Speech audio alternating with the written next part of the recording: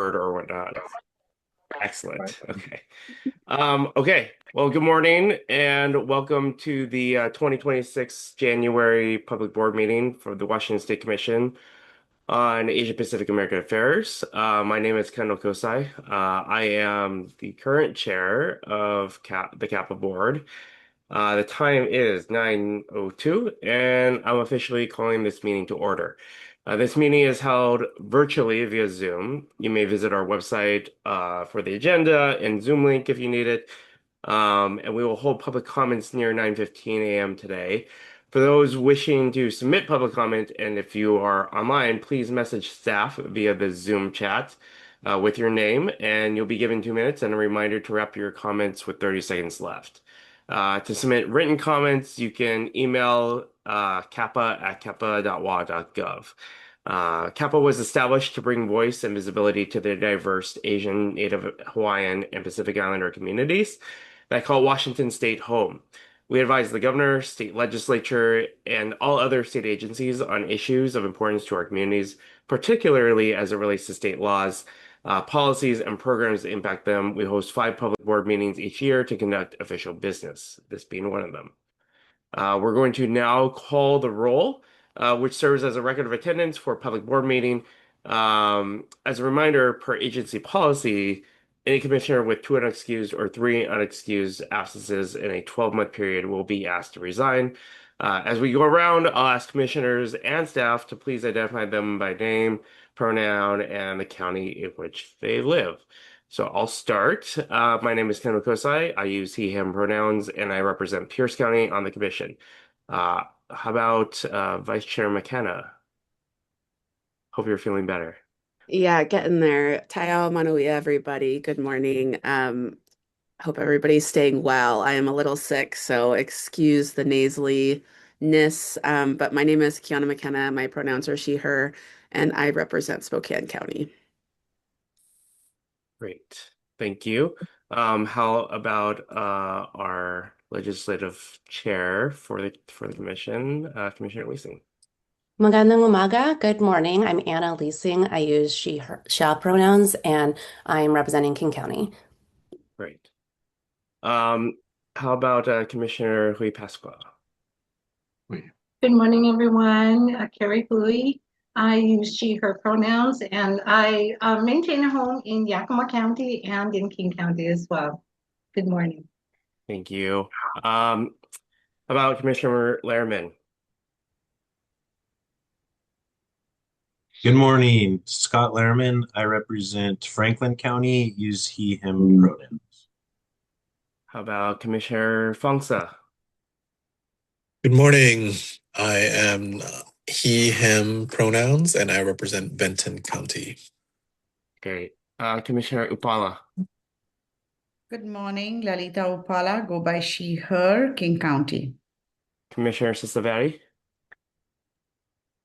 Buddy, good morning, everyone. I'm getting sick now, but hopefully folks can hear me. Commissioner Iklasi Swati from King County. Thank you. Great. And then I don't know if I see any other commissioners on, but maybe we'll go to staff. How about Executive Director Nguyen? Good morning.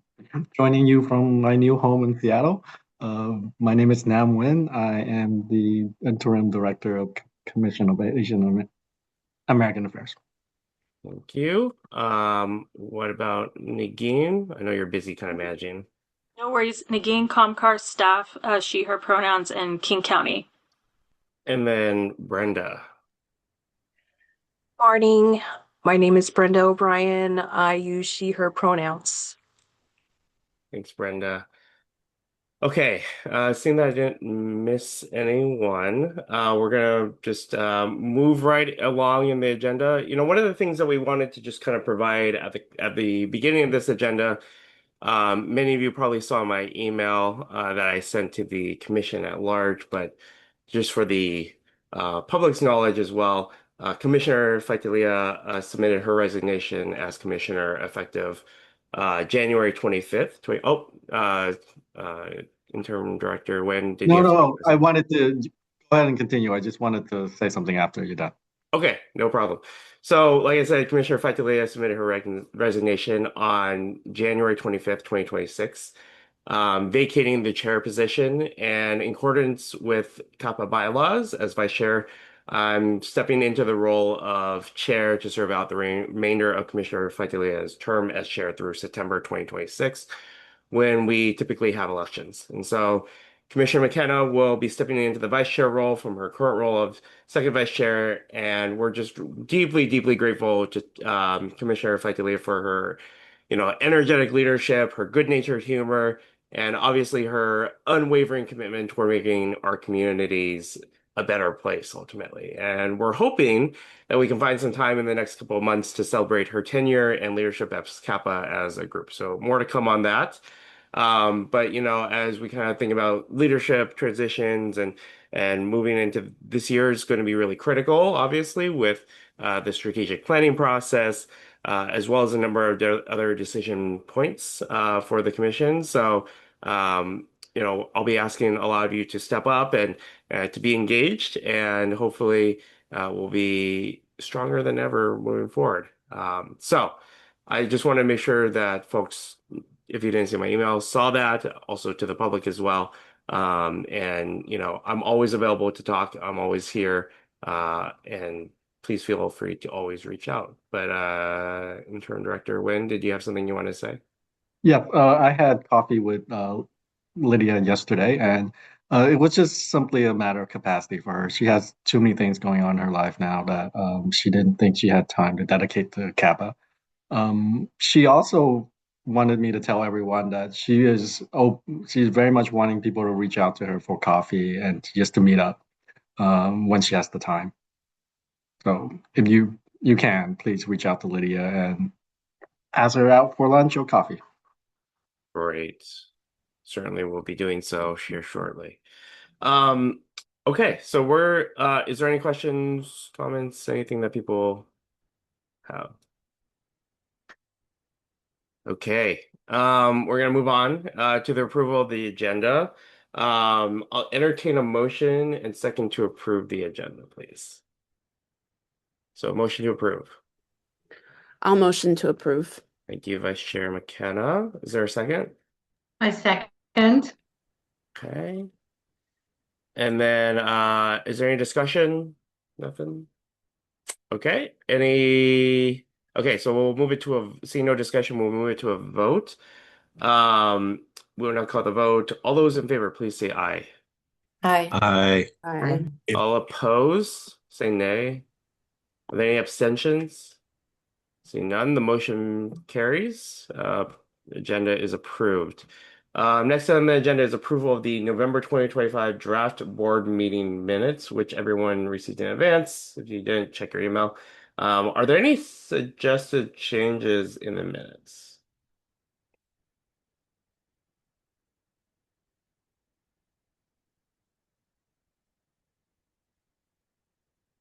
Okay.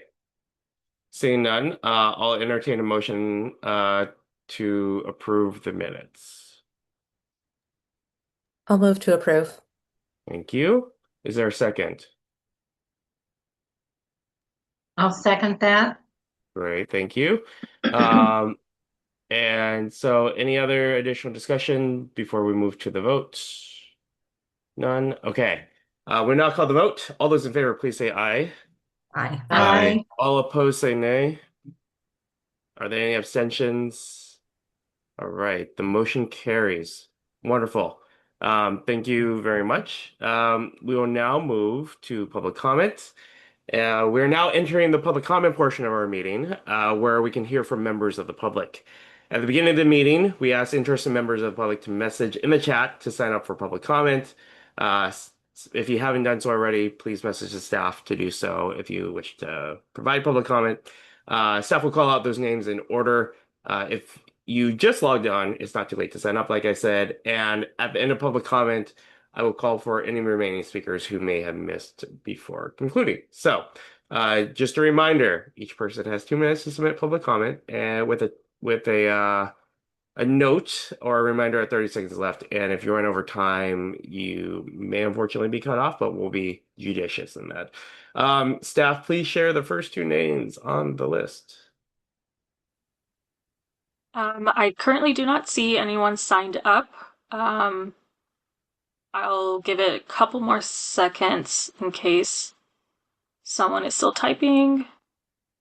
I If you want think to raise that your hand, Oh, it's okay too. Sam indicated he'd love to share a few words. Sure. Okay. Sam, go ahead if you're, it would just identify yourself and then, you'll have 2 minutes or so. Yes, thank you so much. Hello, everyone. I'm driving on the road, so not able to go on video at the time. So, but thank you for allowing me to join. This is my first time. My name is Sam Sim. I'm the incoming chairman at Greater Seattle Korean Association, and was invited and informed about this meeting by Angeli Chung. And so just quickly, Seattle Korean Association was established in Seattle in 1967. It was chartered by the Korean government to provide culture and social services to, kind of globally. So we have 300 offices worldwide. I represent the Seattle office. Up until just a couple years ago, primarily whereas we have been serving the Korean immigrant, Korean speaking community, although there was always a desire for outreach, there was never really kind of the means or the know-how. And so recently, as with myself and a lot of the leadership who are now sort of, it's been a kind of a handing off of the torch to kind of new leadership, so to speak, that's like, I'm Korean American myself. I was born in Honolulu. And so now we have kind of the know-how and means to finally do the outreach to the community, which is what we were originally sort of chartered to do. And so, our goal, our theme for this year is community first. And so, there's a lot of underrepresented. We want to ensure that we're there to help, to volunteer, to provide our services and support to those in need, and to give voices to those who may have none. So I'm very pleased to join finally, and I look forward to engaging and partnering with all of you going forward. Thank you. Thank you, Sam. We appreciate you being here and appreciate your commitment to the community as well. I'm sure we'll be following up shortly to perhaps meet in person. 100%. Absolutely. Is there any other public comment, Interim Director Nguyen?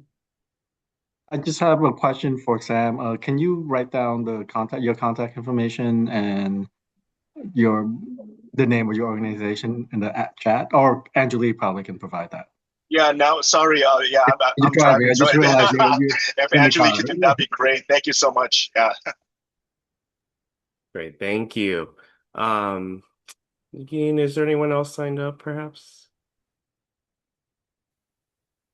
I don't see anyone. Brent, do you see anyone on your end? No one else. Okay, sounds good. Well, we appreciate folks being here, regardless. And so that, I guess, means that we have reached the end of the Zoom sign-up sheet. So that concludes the public comment period of our meeting. So now we're going to move on to the staff report. We'll now turn to CAPAA's Interim Director, Nam Nguyen, to present the January staff report. Yes, thank you. Again, can you either share screen or I can just read it, or I can share screen, or can you pull it up? It's showing that I am screen sharing on my end. Is that not showing on? Okay, yeah, I see the staff report. Okay. Okay. Okay. January staff report. I'll start with finance. So CAPAA is currently in good financial condition, spending as under for the fiscal year. We just went through an audit, and the audit said that we had one finding regarding to our P card. That's our purchase card. This has been an ongoing issue for quite a while, and it's not truly just on our end. It's partly also with our consultant and our back office support with the Department of Enterprise System and the Office of Financial Management. And we're working with them, and actually we have taken all the steps to rectify the issue. There were other minor issues that was uncovered by the state auditor office, and those issues are being worked on. One of them is the sponsorship. There are things within our bylaw that we need to change, and also at the same time, we're going to have that discussion later today. The governor released his supplemental budget on December 23rd, right before Christmas. The state is facing a $1.6 billion shortfall.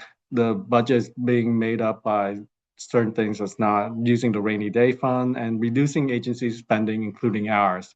We've been asked to limit travel and other discretionary spending. It's not officially, there's no official cut to CAPAA for this year budget.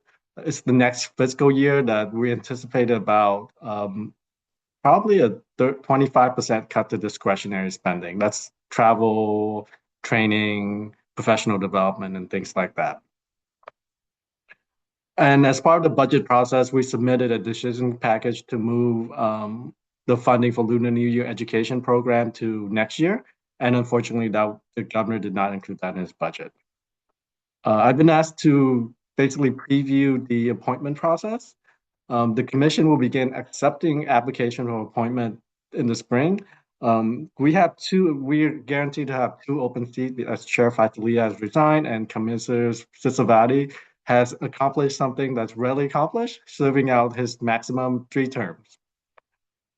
Also, Commissioner Pink's second term is ending in June, as well as Commissioner Lemon and Vice Chair McKenna's first term is ending in June. You all have an option to reach out to us and ask us and tell us whether you want to continue on, and we'll resubmit your name to the governor's office for consideration.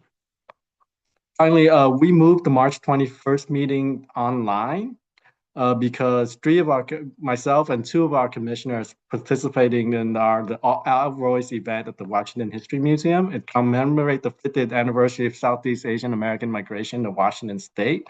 Commissioner Fangsa and Sisavati, along myself, are part of the planning committee. So the reason why we're moving online is because we wanted to be able to attend and help with the event. All the commissioners are welcome to attend as well. One thing and finally, we have the activity report, which is almost 100 activity done by our commissioners. So keep it going.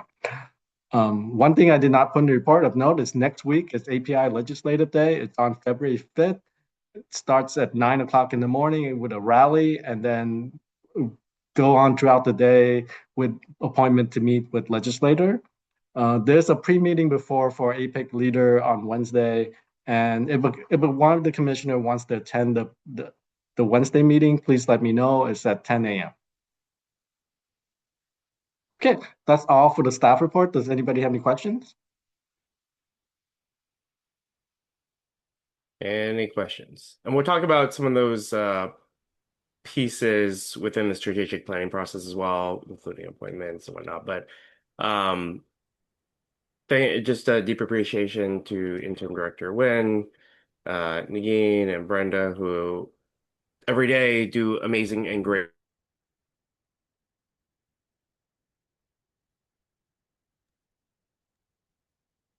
Chair CAPAA, if I may have a minute, just a quick question for Director Nguyen. Director Nguyen, I know that this Wednesday we have the governor's meeting with APIC leadership. You just mentioned that. Is there, I know you will be there and I'm present for this meeting too. Is there anything from CAPAA that we would like to bring up and would Chair CAPAA and First Vice Chair Brianna please let us know about that so I can then make sure. Yes. There's probably there's something that we will probably announce when we get to legislation. The segment and agenda on legislation. Okay, thank you. Okay. Apologies. Thank you, Commissioner Paula. Thank you, Interim Director Nguyen. Any additional questions, thoughts? Okay. Chair, Oh, yes, Kosai, please. one thing I wanted to, this is Nagin, one thing I wanted to add is for the ANHPI Ledge Day for next week, the rally starts at 10 a.m. on the north steps of the Capitol. Just wanted to throw that in there for the minutes. Great. Thank you. Thank you. Um, want to recognize that we have a couple more commissioners who have joined us. Commissioner Ping, do you want to introduce yourself real quick? Sure. Sorry, I forgot to look at the clock. Yeah, I'm a little bit late. Sorry. And good morning, everyone. I am Ping Ping, and I am a commissioner from Spokane County. And yeah, I use she and her pronouns. Good morning, 早上好. Good morning. Commissioner Cho. Yes, thank you. Apologies for my tardiness. I'm actually in India right now on a trade mission. So, hello from Delhi. Sam Cho, Commissioner from King County. He, him. Thank you. What time is it there? Oh my gosh. It is 11 o'clock, almost 11 o'clock p.m. Oh man. Okay. Well, thank you for the commitment. Uh, and then Commissioner Malia, do you want to introduce yourself as well? Yes, hi, good morning, everybody, and also my apologies for being late. I'm a little under the weather today. Malia Delio, she, her pronouns, Commissioner for Whatcom County. Thank you. Yeah. Hope you feel better. Um, okay, let's see here. So now that our staff report is done, we're gonna move on to the legislative update. So obviously the legislative session is in full swing. So we're going to turn now to CAPA's program manager, Nagin, and legislative chair, Leasing, to provide a legislative update. And we have fancy slides to look at here today. So take it away. Thank you, Chair. Hi, everyone. I'm staff. My name is Nagin. I'll be walking us through the beginning of this presentation of what we've done since the last 6 months, just a quick refresher. And then our legislative committee chair, Commissioner Leasing, is going to dive into our legislative agenda for 2026. And then we'll open for questions. Before I start, can everyone see the slides? Yes, we can. Okay. Fantastic. So, the state is facing steeper budget deficit. That is supposed to say $1.6 billion, not 16, over the next 4 years. And within both chambers, the Democratic Party is leading the majority. So that's the landscape that we're looking at when it comes to political strategy. The number one concern that CAPAA is hearing communities across the state is immigration enforcement and how we can protection for our communities that are not only facing violence but experiencing fear and unlawful activity from our state counterparts. Since last September, we as staff and Chair Leasing have provided kind of a runway to give commissioners a heads up on when we're going to come together internally to start planning for this legislative session. We gave an update in September, a quick update during our board meeting. Between September and November, staff had individual meetings with community members, including APIC, APDC, and we've heard updates from different commissioners on the board that represent other organizations to discuss their legislative priorities. The goal of those meetings were to see how we can collaborate. In the November board meeting, that was November 15, we provided an update as to what to expect for the legislative session and how we were going to organize. And so we largely have the same membership on the legislative committee as we do from last year. And we set some goals. The chair has set goals for how we can be a little bit more efficient to pull more input from the board and activity on bills that are high priority for us to show that engagement. And another example is providing a letter to legislators, and that was a task that we had assigned back in November. In December 1st, pre-filing began. All the legislators across the state had an opportunity to start submitting their bills. And as Director Nguyen provided in his staff report, he shared the high-level update of what the budget looks like from the governor's perspective. And then now we'll see moving forward and what's happening right now in both chambers. Budget chairs are working on their versions of what the budget should look like. Right now, we are at January 31st. Over the next 2 months, ideally before the last day of session, which is March 12th, the governor, the House, and the Senate budget leads are going to come together in a budget conference to try and reconcile any disagreements between the three versions and try and agree on one whole budget. And until that point in March, Director Nguyen is working in weekly meetings with the governor's staff to make sure that CAPAA priorities are held together and protected. And weekly, your legislative committee is working with our partners and taking more of an active role working with different legislators to ensure that within the legislative process, our priorities are protected. I'll just make a note, the next deadline that your legislative committee is working really hard every single day for is the policy cutoff, which is February 4th, and that's next week. So that is a signal to any commissioners here who have a priority bill that they may need a little bit more support on, to please let staff know ASAP. And then we can work on a strategy to make sure that your voice is heard. As a reminder, the board's role is to advocate for priority legislation and serve as lead advisors on policy development and issues across ANHPI communities.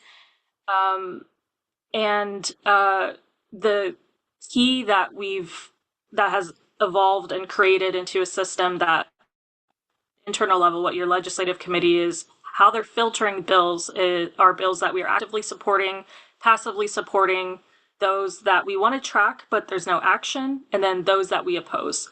And that's how we've organized it. So if you open the bill tracker link, you have an idea of how the bills are organized.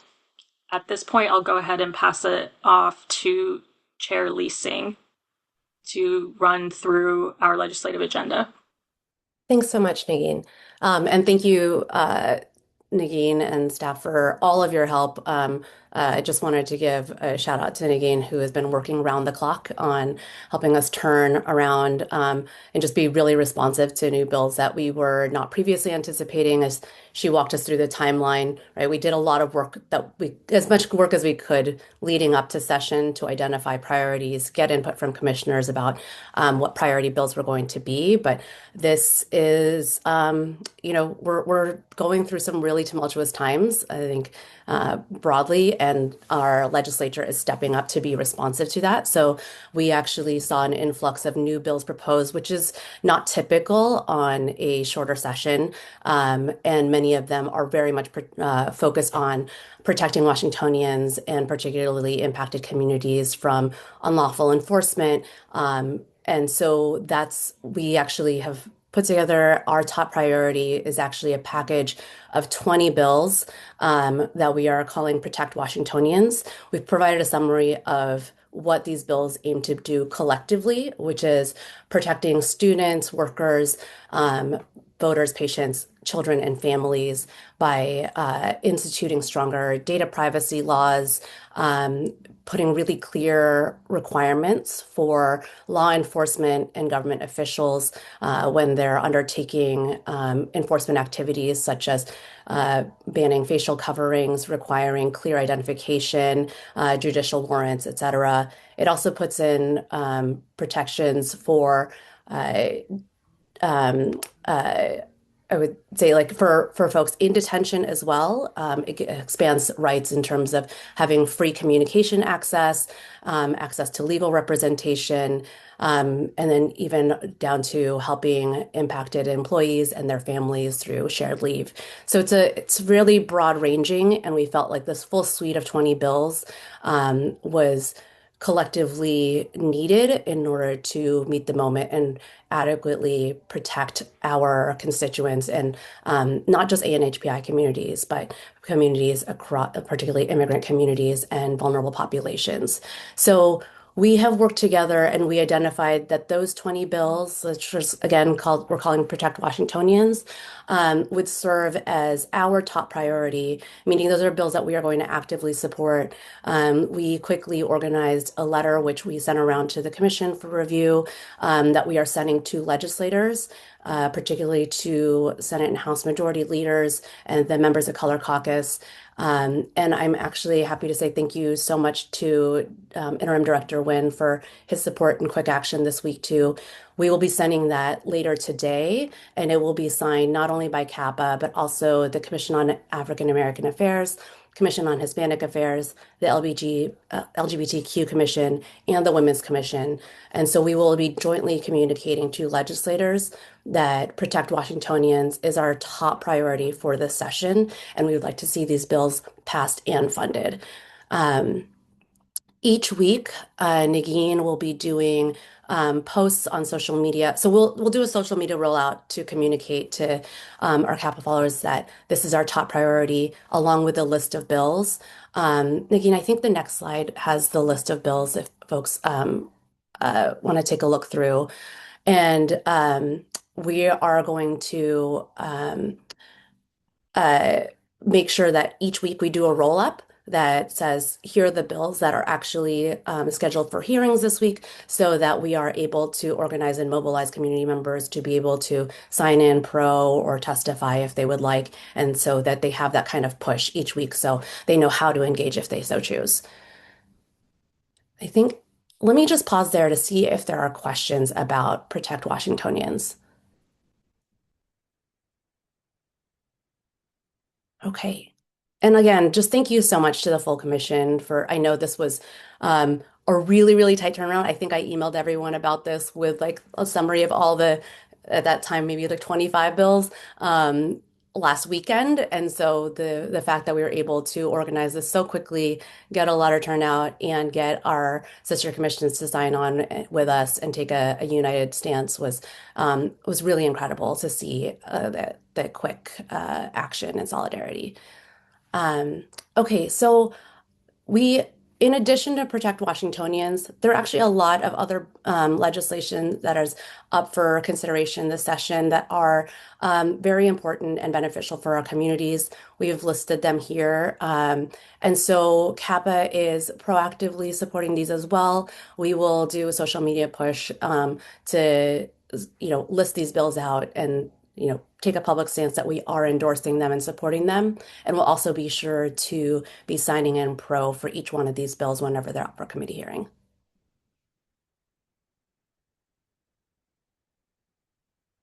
And I think, so questions on the medium priority bills and the different levels of engagement before we move on to the budget? Okay, thank you, Nagin. For budget in November, we knew we were coming into another tough budget year. So the top priority we had identified as a commission was to really just track and flag any potential budget cuts to programs that would directly impact our communities. So staff is keeping an eye out for that, and we'll know more as budget negotiations progress.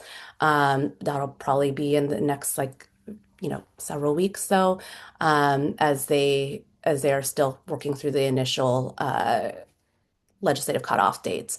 And then there is a budget proviso that we are supporting to fully fund Apple Health Extension. And that is really critical, particularly for community members who are unable to access Medicaid because of immigration status.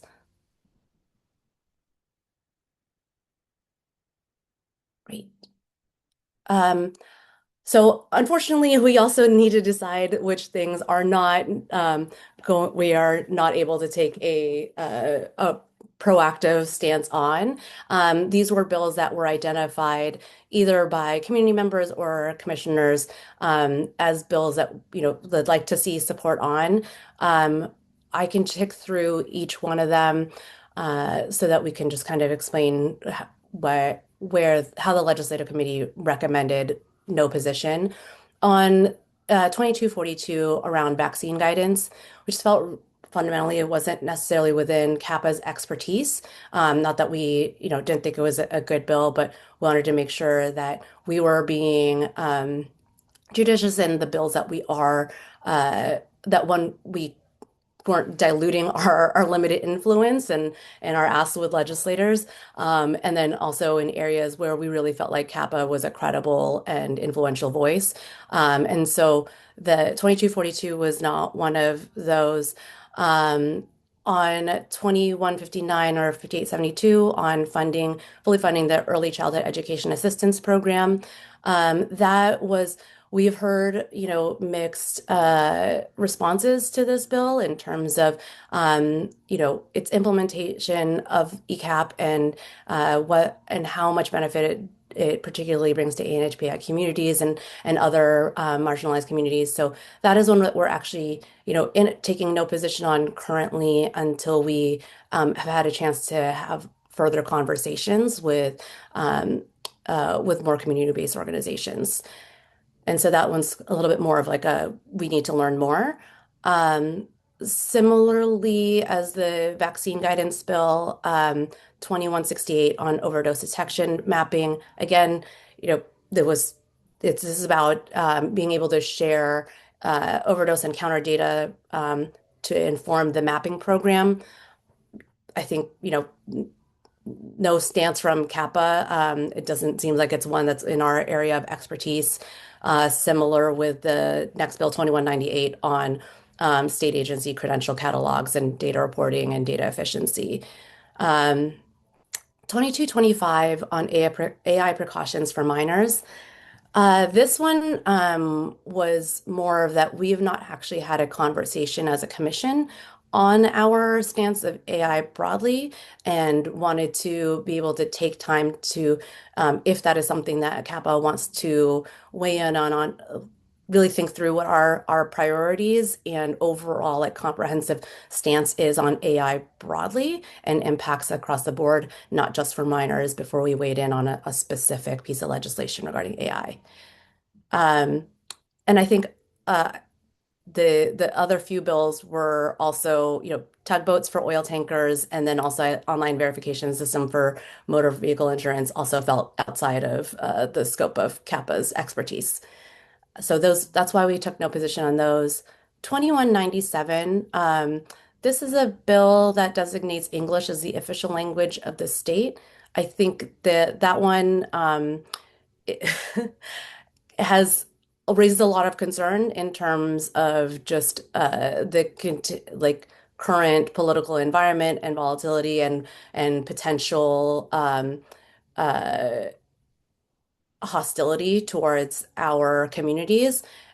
We currently have no position only because it appears that the bill is unlikely to move. If the bill is moving, then the legislative committee's recommendation is to revisit this with the commission as to whether or not we want to weigh in and oppose. And then lastly, there was a request to sign on to a letter for Apple Health dental protections. That again felt like it was outside of CAPA's purview and industry. The signatories were mostly from industry and advocacy organizations, and not for any signatories from representing government agencies. So we felt like that was not necessarily appropriate for CAPA at this time. And I'd like to just open it up for any questions or feedback from commissioners, either on the no position bills or the broader legislative strategy and priorities I walked through. Well, first of all, thank you so much for your leadership, and thank you so much for like really pushing us to put together and really lead a letter to the legislature about like things that really matter to our community. And being able to get, 4 other commissions to sign on to it as well is something that shows great leadership for CAPA as well. And so just deep appreciation for that. The other thing that I'll mention is that, CAPA is an agency for and by community, and we want to be responsive to the needs of community. And at the same time, we want to make sure that we are always understanding where our value add is. So I think that when we were working through a lot of the bills and talking a lot about like the content of them, we wanted to make sure that there was a value add for CAPA to weigh in on those as well. So happy to talk offline on any of those bills as well, but and especially the English language one, which is very highly problematic and disturbing. But I would say that we definitely encourage commissioners to continue to provide feedback and engage in this process too. So, like Legislative Chair Leasing said, if there's any questions or comments, please bring them forward at this time. We have a couple minutes to do so.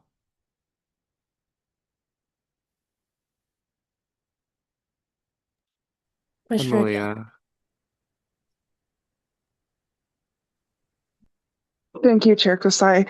And thank you, Legislative Chair Leasing. I really appreciate all of the effort and the support that has gone into keeping us organized this short session.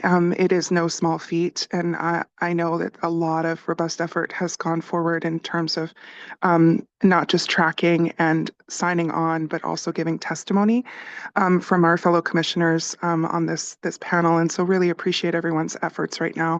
My question is pertaining to some of the items that we have flagged as having no position because we're hoping to get more information and to potentially either educate ourselves a little bit more or get some more concrete data on how that's impacting our communities. And I was just wondering if there are any coalitions or other networks that other fellow commissioners are involved with currently that have individuals who are leading some of those efforts and those bills that we might be able to tap into to get more of those details from them, so we can either, if not this session, next session potentially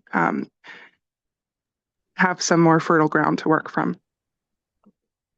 Yeah, thank you. And that very much appreciate that, and we would love the input. I think Nagin had volunteered to go and get additional information. I think we can, like Nagin, I'm sure you've been reaching out to commissioners about potential organizations that they are partnering with. But I think that's just a broader call is if there's any of the bills there where you have, additional insights in your expertise, please send that information to Nagin and so that we can, coalesce all of that information and review it.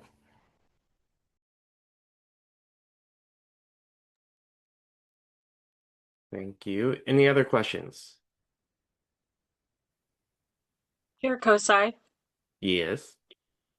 I raise hand feature, so may I get equipment if there are no other things? Sorry, you broke up there. Oh, I cannot, I think I'm the host, so I can't sure, but there are no questions on end presentation equipment. Sorry, Nagin. Unfortunately, I don't quite, you're breaking up a little too much here. Okay. I'll, Can let's you try go ahead. turning off your video? You try taking, turning your camera off and then trying. Yeah. All right, how about now? Can you hear me? Yep. Much better. Okay, fantastic. Thank you, Chair Kosai. The goal here is I just want to close out, if we don't have any other questions, to share a big thank you to Chair Leasing. I know the commissioners, we are a board of 12 positions of volunteers that represent different communities across the state. And you have all made a commitment to represent your communities, but that also doesn't really showcase all the work that can come into really high pressure, high uh, complex issue-based discussions or times where we've got a lot of deadlines to reach. And so I just wanted to say a big thank you to everyone for those of you who even signed in as pro. I know Commissioner Hui, you did that. Commissioner Ping, you were able, you have your day job, you're working at the school, and you were able to submit public testimony. Wanted to say a quick thank you for that. And then Chair Lee Sing, of course, and all the members of the Legislative Committee.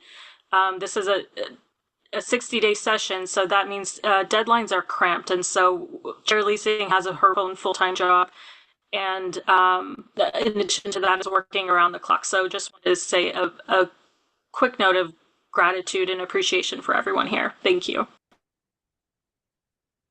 Yes, thank you. And thank you to the staff. I know, Nagin, you sat on some Zooms to testify for a long time. So I know how long those hearings can go to. So thank you very much for representing CAPAA at those two. Okay, no other questions. We're going to move on to committee reports, and hopefully we'll have enough time maybe to take a short break so people can take like a quick break here. But we're gonna move on to committee reports if that's okay, Intern Director Nguyen. Yes, yes, that's fine. And also part of the committee report, I also want to staff also wants to clarify who's on which committee, and just to have a record for that. Okay, I mean that's totally fine. Did you want to just introduce the committees yourself, or do you want me to just kind of go through here? Okay, just go through there. Oh, okay, yeah, that's totally fine. Okay, so we're entering into the committee reports portion of the agenda. Um, and the committee chairs will be providing updates. So we're gonna start with the Economic Development Committee, led by Chair David Fangsa. David, are you here? There you are. You have the floor. All right. We met in December for economic development to do a lot of planning for 2026. We talked about partnerships and what to do differently for this year. Because last year we didn't do any listening session or anything. So this year we want to be more active. And Nam talked about staying in partnership with the small business liaison team. And then we talked about opportunities for small businesses within the Seattle area, how to prepare them for the FIFA World Cup, partnering with the Chamber of Commerce on that. And we talked about, I reached out to Commissioner Cho to talk about maybe a workshop to get small businesses opportunities and how to learn how they can work with the Port of Seattle for the airport business opportunities. And Commissioner Sisawati talked about how Boeing is transitioning out. A lot of people are retiring, and there are programs that people can go through for training to get hired onto Boeing. So we talked about educating people about those workshops and how to get them signed up. And then we also talked about also supporting the Asian artists on learning how they can get proactively involved in murals and working with the Washington Arts Commission on that. And we attended the listening session with the Washington Arts Commission and learned more about the opportunities there. So it's just a lot of planning, and we are meeting again next week. So we'll talk about more actionable items on our meeting next week. Thank you. Thank you. Really appreciate your work. Any questions? Okay, sounds good. We'll move smartly along to an education committee report by Ek Sisavati, and we have the Ek. Are you here? I am. Can folks hear me? Amazing. Okay, did you want go ahead and provide your report?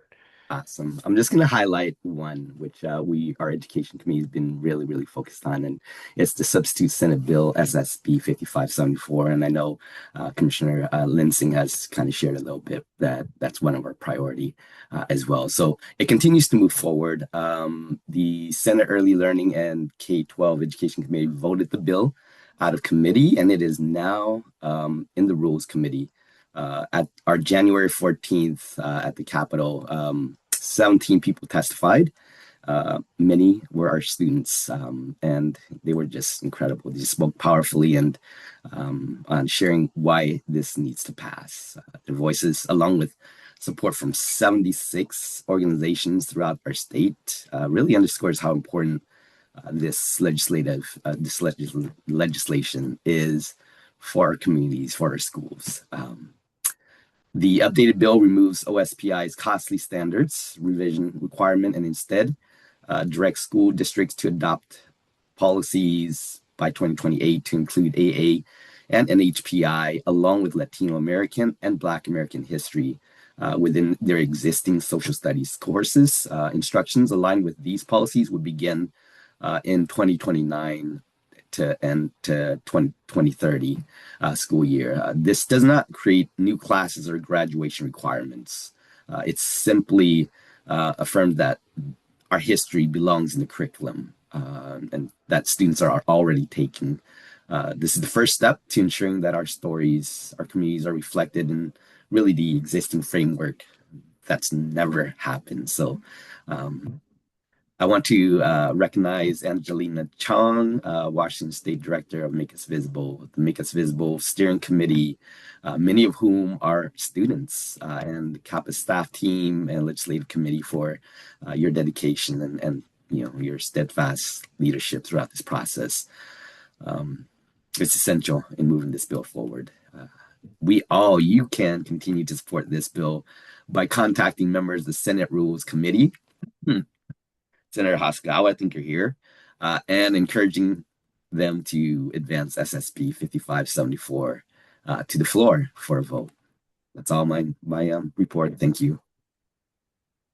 Thank you, Ek. And just also echoing the thank you to Angeli for her great work with Make Us Visible and really leading the charge. I know it's a lot. So just deep appreciation to you for our community. Okay. Any questions? Okay. And last but not least, we'll hear from the Health and Human Services Committee report by Commissioner Carrie Huye, and you have the floor. Good morning again, everyone.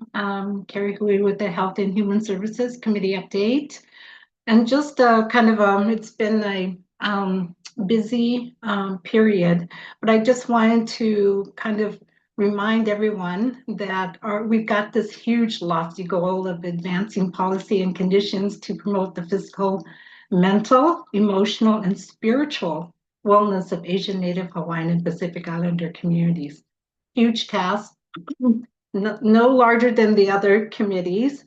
But when we think about that goal and try to pull together the diversity of all of our communities in terms of how do we advance policies and conditions to promote the health and wellness and emotional wellness of our community members, we found it's very hard to get our arms around. We were able to meet 5 times in 2025, and I just want to remind commissioners that actually we still have in place a strategic plan for health and human services that encompasses actually this year.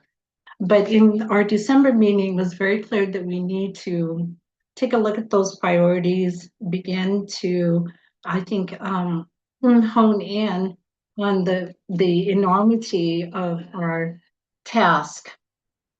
And so I think I was really pleased to, of course, hear from Commissioner Lee Sing in terms of some of the priorities that clearly impact the Health and Human Services Committee. Especially, I want to give again a shout out to how important it is to fully fund the Apple Health expansion, because that impacts our communities to a very large extent. The other piece that I wanted to highlight is our collaboration with the Health Disparities Council. They've been for a long time also doing the heavy lifting across the state and across our diverse communities, including the other ethnic commissions, on the impact of the disparities in our communities on health. So that collaboration with them and working with them has been a key piece over the last part of 2025. So we are going to continue to do that. What we will want to do with Commissioner Fatalia was the primary person from CAPAA to represent on the Health Disparities Committee that we will need to take a look at the lead. I have been her backup person, so I will continue to do that in the upcoming year until we're able to get a more formal appointment there. The other thing I just want to comment on is that we are going to be finalizing some of those priorities. We're clearly working with our partner organizations like APIC throughout the state to look at the health priorities that they are also doing and making sure that we are joining forces with them. Any questions? Any questions?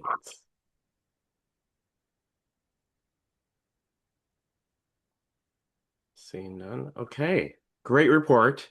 First of all, just wanted to recognize obviously the committee chairs for their incredible work. I know it's a lot. I know everyone has day jobs, and also at the same time, like just deep appreciation for your expertise and continued commitment to try to move us forward. And so just thank you, thank you, thank you. That's anyone else have anything to say or? Before we move on, we're ahead in our agenda. And I see Interim Director Wynn. Did you wanna? Hi. Just put it in chat. I just wanted to do a roll call for each committee, so so staff can have a list of for each committee. So basically how it goes was I'll start. So for everybody who's in the Economic Development Committee, can you raise your hand? I count Lolita, David, Sam. and Sam. Okay. Okay, can you put your hand down? And Commissioner Sisavati. Commissioner Sisavati. Okay. Nagin, Brenda, you're writing this down, right? We have it recorded.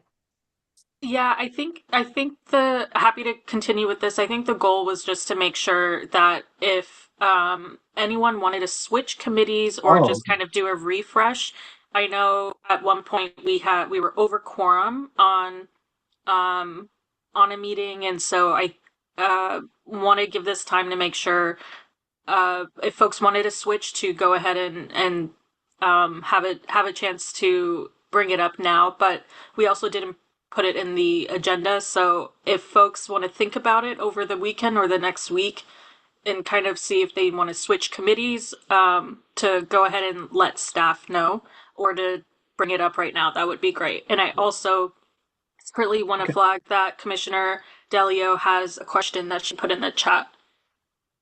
Go ahead.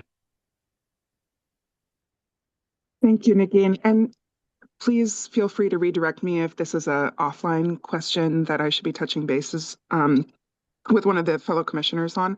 But I was just curious if we kind of have a high level a sense of what stalled out SB 5574 last session, or what some of the talking points for potential opposition to it are, so we can be ready to help counter that.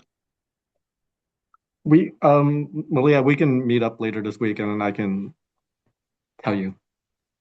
Thank you. Thank you. I think that deserves a longer conversation probably, but all right. So yeah, like Nagin said, if you would like to switch committees, if you like to join a committee, if you like to remove yourself from a committee, please let staff know, and we can take that offline and make sure that folks get assigned the right committees. Okay. It is 10 a.m. I don't know if our OFM folks are here yet. They're probably She not. is, yes. Oh, they are. Hi. A little bit early. So I'm wondering, Interim Director, two things. Number one, do you think we should bring up the sponsorship piece right now and just try I'm gonna ask for a 5-minute break. 5-minute break? Okay, sounds good. How about a 5-minute break for everyone? Sound good? Okay, please come back at 10:06, okay? I'll see everyone in a few minutes.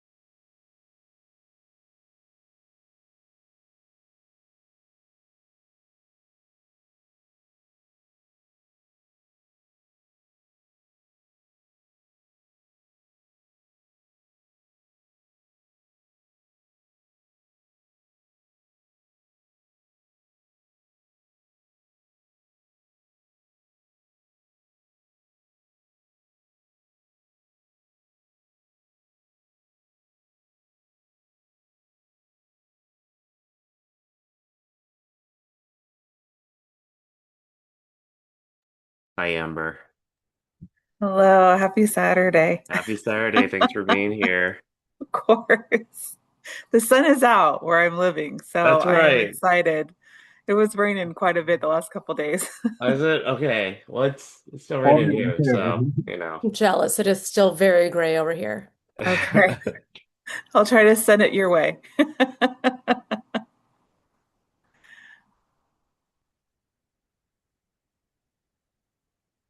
And Kendall, just so that I'm being sensitive to time, we have till 11:45 is the last agenda I got. I just want to make sure that's correct. Yeah, I think we'll start a little bit early, so maybe 11:40. Okay, okay, Yeah, you got it. And time check me if we're getting a I little. got you. I got you. Thank you. Okay. Okay, we got one more minute. So if folks want to come back, that'd be great. Come back.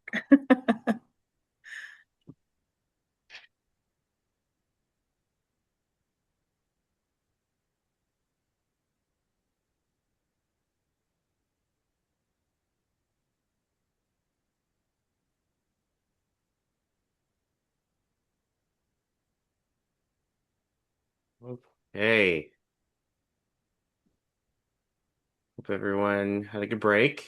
It is now 10:10, so we're gonna keep this train moving um, into our strategic planning session. So, um, I before I turn it over to our wonderful folks from OFM to lead the strategic planning session, I just wanted to actually provide some context. And before we really jump into it. So, as everyone knows, and as we spoke about last year, so the strategic planning process is something that CAPA engages in, every few years to kind of reassess where we are, what kind of priorities are we bringing forward, making sure that it's in alignment with the work that we do and that we want to do. And so, I find it as an important exercise for us to continuously be responsive to the ever-changing needs of our communities. And so, the process is going to be hopefully done by the end of the year, I would say.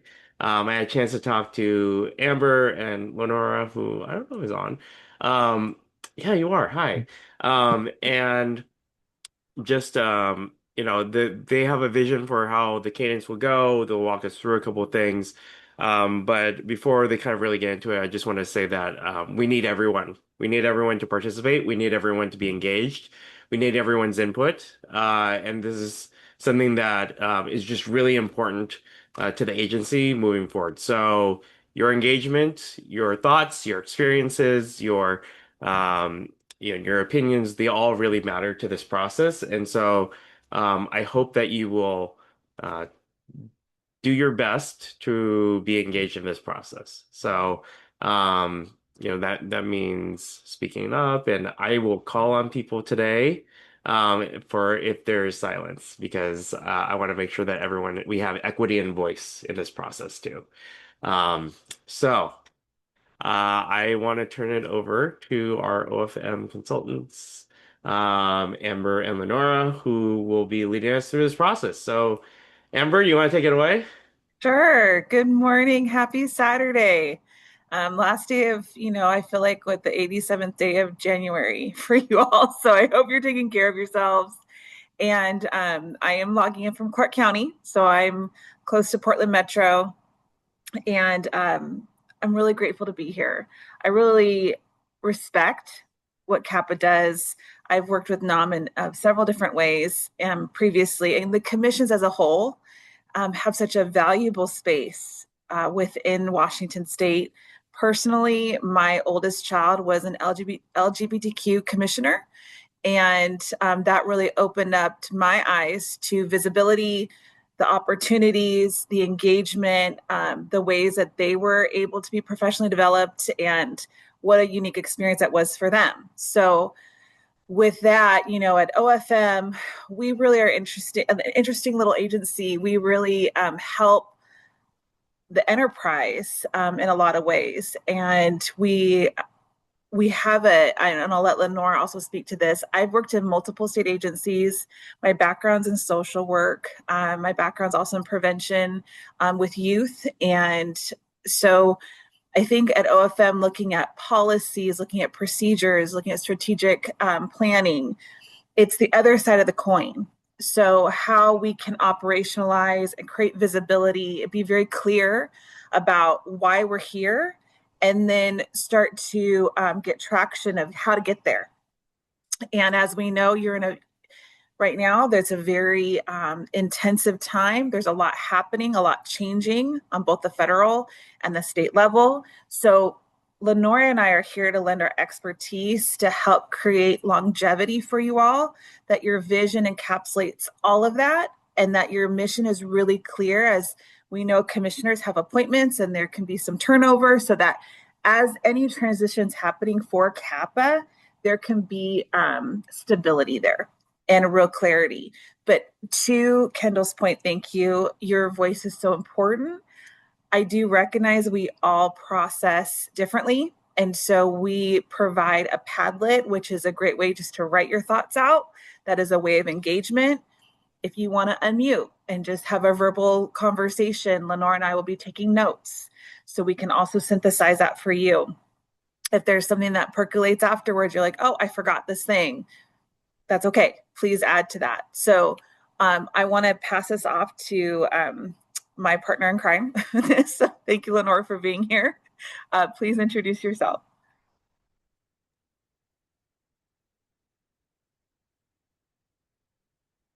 Oh, Lenore, you are on mute, unfortunately. Yeah, you are on mute.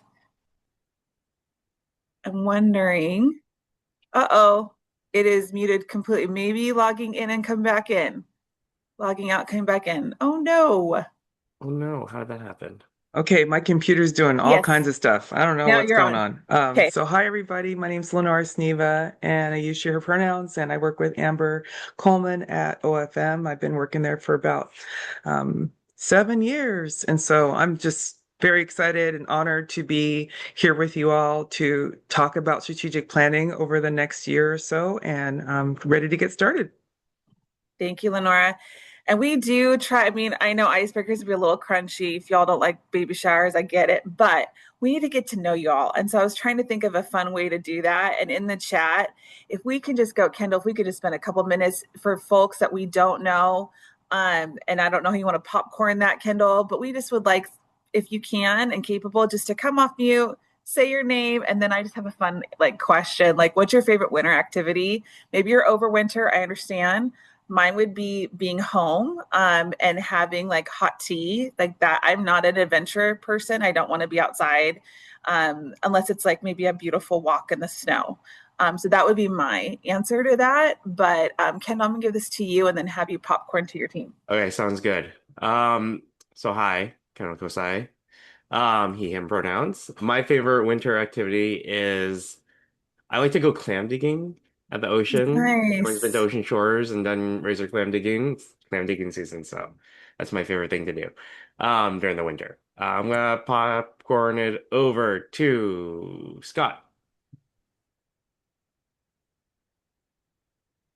All right, my name is Scott Lehrman. I live in Pasco, Washington, represent Franklin County, and something I like to do in the winter, anything that has snow, but this year there hasn't really been any. I like to go skiing like once or twice a year, a couple times a year with my kids, but haven't done it yet this year, so still kind of waiting for winter. Even over here on the east side, we've had some weathers in the 50s and 60s, so waiting for winter still.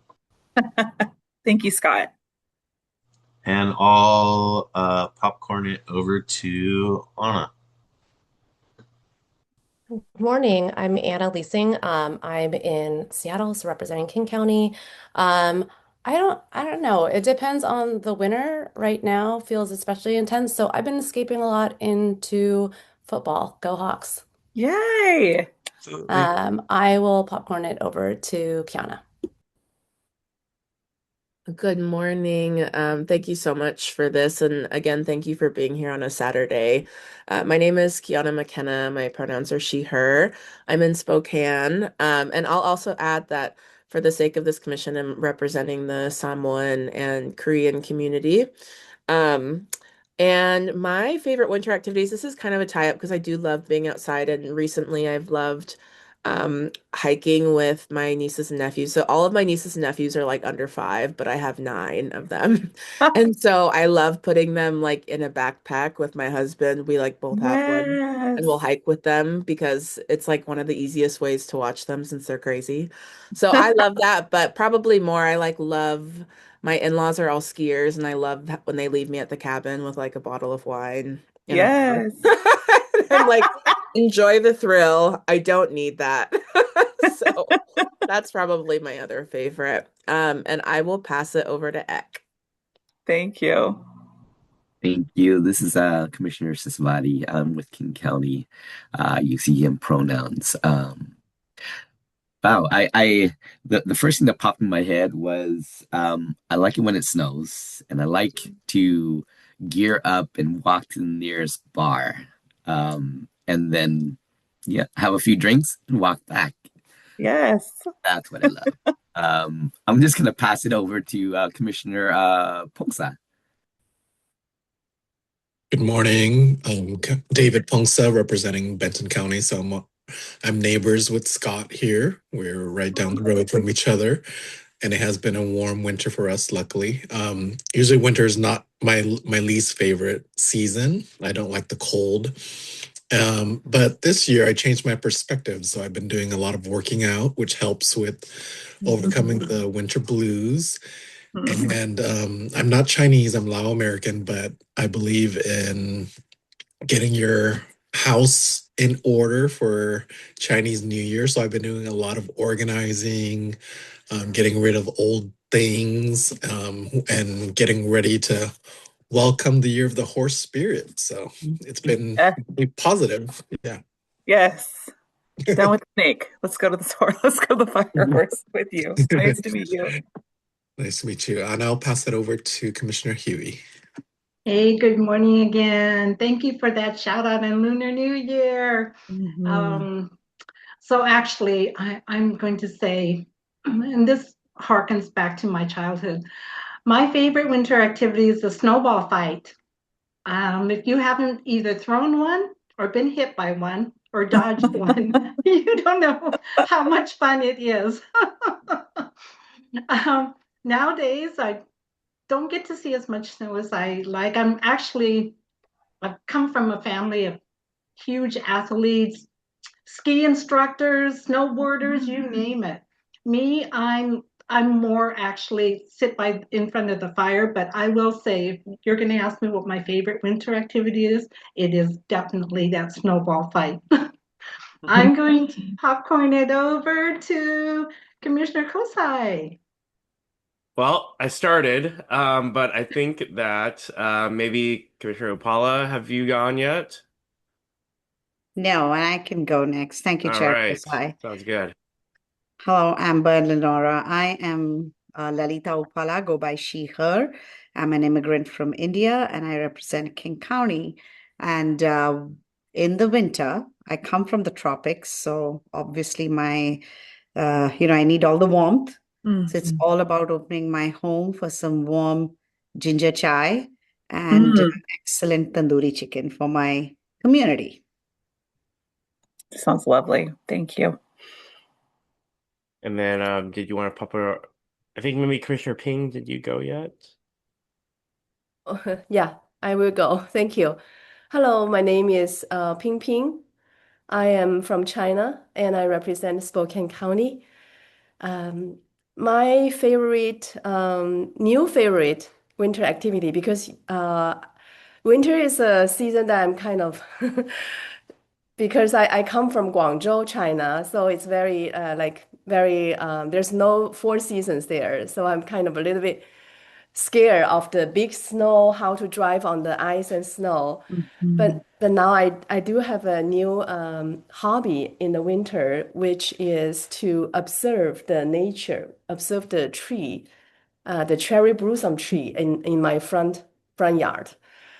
Because I'm learning 5 elements acupuncture, and it really, it really helps me to be open-minded for the 4 seasons. It emphasizes every season has its own beauty, unique beauty. And the winter, its simplicity. The trees are, the tree does not have leaves now, but it shows you its soul. And I really see that when I observe the cherry blossom tree and I observe a bud. I'm going to observe it from now to to the spring to see how it will have flowers. Yeah, little bit. It's really yeah, just to see how I grow with the nature too. I think I'm growing with that tree too. Yeah, that's that's my new hobby. And That Spokane has big snow, you know. Yeah, it truly has like 1 week ago, it has big snow. And in Chinese calendar, it's called Big Cold. On January 20th, it's big cold, which is really true. The nature really give us big snow, even though there's not much snow this winter. And the Mm. snow from the five element acupuncture, it says it's cover everything. So no competition now. Everything looks equal now. So Mm. yeah, winter is a season to be with yourself, to sleep more, get up later instead of earlier. Summer, you should get up earlier. So winter is very special. yeah. Thank you. Thanks for the metaphor, Ping. Really appreciate that. Okay, I think maybe let's see, Sam's the last one. Malia. Oh, What's that? I thought Sam Beck. was last. Oh, Sam, and Malia. Would you like to go? Sure, I'll go. Sam Cho, he, him pronouns, represent King County.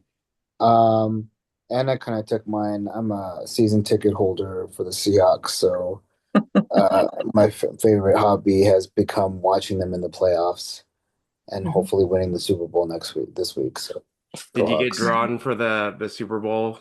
Unfortunately, I did not. Ugh, Mhm. awful. That's okay. And then Malia. And hi, Lenore and Amber. Thank you for being here. Malia Delio, I use she, her pronouns. I'm the commissioner representing Whatcom County. I also have Native Hawaiian and Chinese ancestors, and I'm very happy to be a part of this commission. I am one of those people. I think I am going to borrow from Commissioner Ping's philosophy. When people ask what my favorite season is, I say all of them, and I genuinely mean that because I think growing up in Hawaii, not having seasons makes you appreciate them a lot more, and all of the changes that come with that. I walk one of the very few benefits of living so far from the city is that we really are immersed in nature up here in Whatcom, and I walk the lake every single day, and it changes every single day, but it's like walking in a painting that changes with the seasons. So that's my favorite winter time. Amazing, great.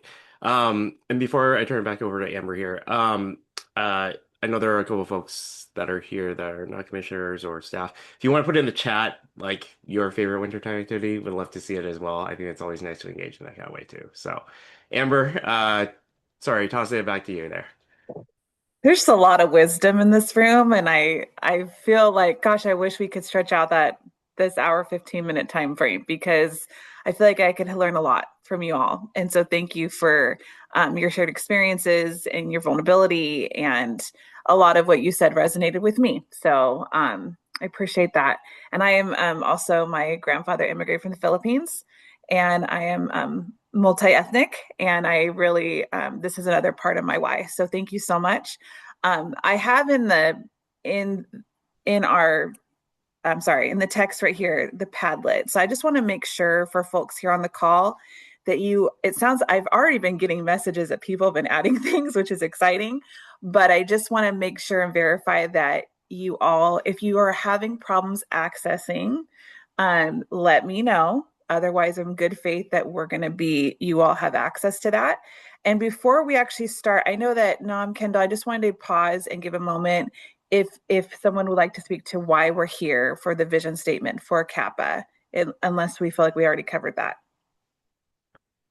Um, I could probably just talk about it. Yeah. Okay. So why Yeah. we're here for the vision statement? Again, like I mentioned before, it's important to kind of reassess where we are every few years. As Amber mentioned, like things are changing at the federal, state level. And we want to make sure that our vision statement, which kind of really, um, gives us a North Star of what we're trying to ultimately achieve, is really important. And so today we're really going to be focusing on that mission and vision statement piece. Of it, what are we really striving for into the future here? So, again, put on your thinking caps and think toward the future, and especially in the timeline that we're working on here. So, I think that's just the context in which we exist here. Sure. That works. Does that That work, works. Amber?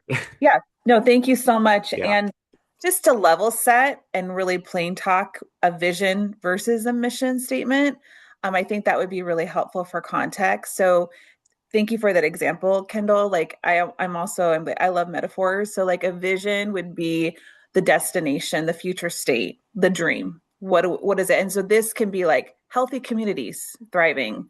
This could be, um, anything that's like that will never go away. Maybe we will never obtain it. Hopefully you can, but it's just really this is the goal. Like if we had a dream state, this is it. And then really the mission is the how and the work involved in that. So if you're thinking about a destination and you're on a ship, the ship itself is like the crew, like the navigation, the compass. That's like the mission, like the engine, keeping it going so that we're getting to that destination.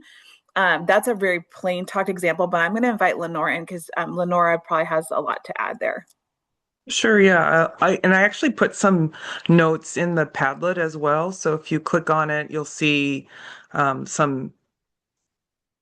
Amber, you did a great job though of explaining it. I would only just add vision statement is future focused, like Amber's been saying. It's aspirational. You usually probably can't obtain it, but boy, we really want to get there. And then the mission statement is how you get there. So it kind of talks about your focus areas. It talks about how you do the thing to get there.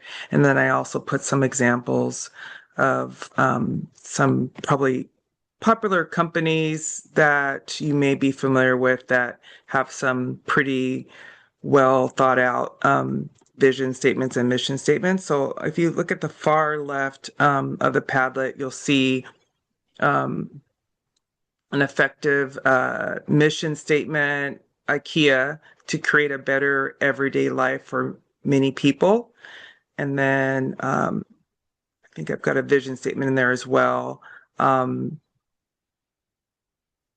be the world's premier entertainment company built on creative minds and iconic brands. So a vision statement, again, is just very far reaching, probably never obtainable, but something that you just want to strive for. So I think today the plan is first to focus on a vision statement because it's that macro level, and then we'll get down. And maybe if we have time, we might touch on the mission statement as well. So I'll hand it over back to Amber. Thank you, Lenore. Any questions, any clarity needed? And just for tech support, Brenda, I know you're kind of my background person. Do you want to share the Padlet on screen or how did you want to go about that? I'm flexible on my end. I also think you have access, Amber, to share Yeah, if we you can want. share. Why? Am Yeah, I you that can. special? I think I they know I need to put go the those. Padlet in the chat too. So that's just would be great to be able to share broadly for folks that need that. So Ken, I don't know if we use Teams a lot, Microsoft Teams. And so I just want to make sure. Oh, thank you. Thank you, Lenore. Yes. Oh, shoot. You still see my screen? Okay. Oh, there it is. Now I can see it. Okay. There you go. So the way that Padlet works, it is anonymous. You just click, there's a little plus sign. We're going to start on that far left-hand side. And what I did is I added the current vision that you all have in your strategic plan is to create a culture where full participation and social equality of Asian American, Native Hawaiian, and Pacific Islander are achievable. So that's currently what is listed. And I think when we're talking about that future focus aspirational state, is that still where we're at? Is that if you think about it like, yes, this is It's exactly how I still feel, or are we missing something? And so in that second column, what do we want to achieve or become, or what impact do we want to have to our communities? Please add there, because we can just start there. You know, if you think about what is it in Washington State for our communities, what is it that we want to achieve or become? What impact do we want to have to our community? And then to add anything to the Padlet, all you need to do is just click on the plus sign, and I'll just do a little test one. Type whatever you want to do. You can type here, it'll be bold. If you type something underneath it, it'll be in kind of like normal kind of text. And then if you click publish, it'll show immediately. And it shows us because we're authors, I think, but everybody else I believe is anonymous, if I remember that. Yep. It gives you some fun names too. Yes, it sure does. And if you want to come off mute too and talk, we're happy to add that way. But I already see we have some good feedback here. Just gonna scroll down. A Washington where Asian American, Native Hawaiian, and Pacific Islanders shape the policies that impact their lives. Yes. A society where, and if you do like any of these, another way there, you'll see a little smiling emoji at the bottom. You can like heart it or thumbs up. And sometimes for consensus, if someone puts something in there, you're like, gosh, I really love that. You can add an emoji or add an additional comment too. And that helps Lenore and I. Yeah, if you just mouse over the little icon, you'll get some options if you want to heart it. And then again, like Amber said, if you add a comment, you can just click on add comment and type something in, and then click the little red arrow, submit it, and it'll show. So another comment is a society where all Asian American, Native Hawaiian, and Pacific Islander communities are thriving, engaged, and valued. Really love that. Looks like Nam's raising his hand. Yes, Nam. Yes. One of the things I had discussed with Amber Lenora before is that there's different kind of vision statement, and a lot of the internal like corporate vision statement that you share are not about the customer or not about the it's internally within the organization and what the organization goal is. So that's something for us to consider, whether we want to make a statement about where we want our community to be or where we want our organization to be. And I think around, and we had talked a little bit too, Nam, around like even CHA, their strategic plan goes 8 years. And I'm kind of curious, actually, that I'm here, like what their vision statement is to your point. Because that might help give some clarity of other commissions that have, I mean, you all have a current vision statement. I guess I'm gonna get that back to you. And I'm like, how do you feel like the vision statement right now, that it really does focus more on community? Do you feel like that is still where we want to go?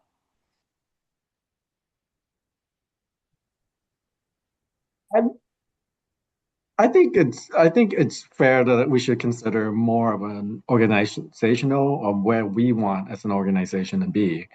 The community with that aspect, there's a lot more that go into it. I mean, we can't think of ourselves as the only organization in this realm. We have partners, we have legislator, we have the governor's office, we have people who work with that affects this, but we can only control what we do. But that might be more of a mission thing. I think it's more of a mission. Yeah, the vision is really like, what are we ultimately striving to get to here? Like, what does our ideal world look like? So, I'd be interested to hear from other folks. Thank you, Ting Ting, for actually putting your name on there.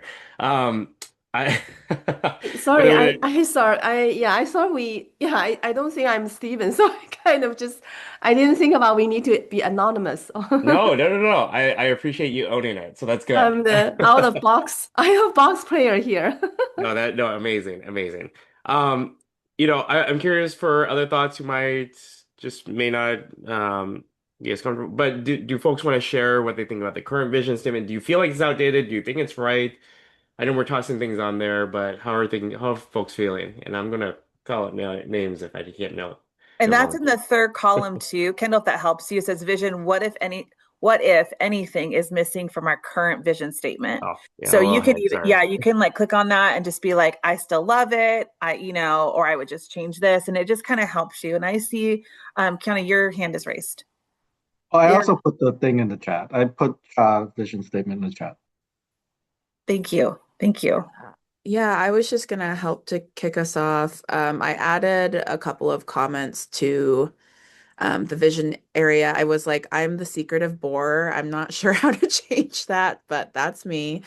Um, I feel like for our current vision statement, a lot of you have probably seen that like equity visual that's like, this is equality, this is equity, this is Yes. belonging, right? And it does feel to me like we're still in the early stages, like it feels outdated just as far as what we know and how we talk about equity and social justice. And Mhm. so I would just say that as like a broad observation.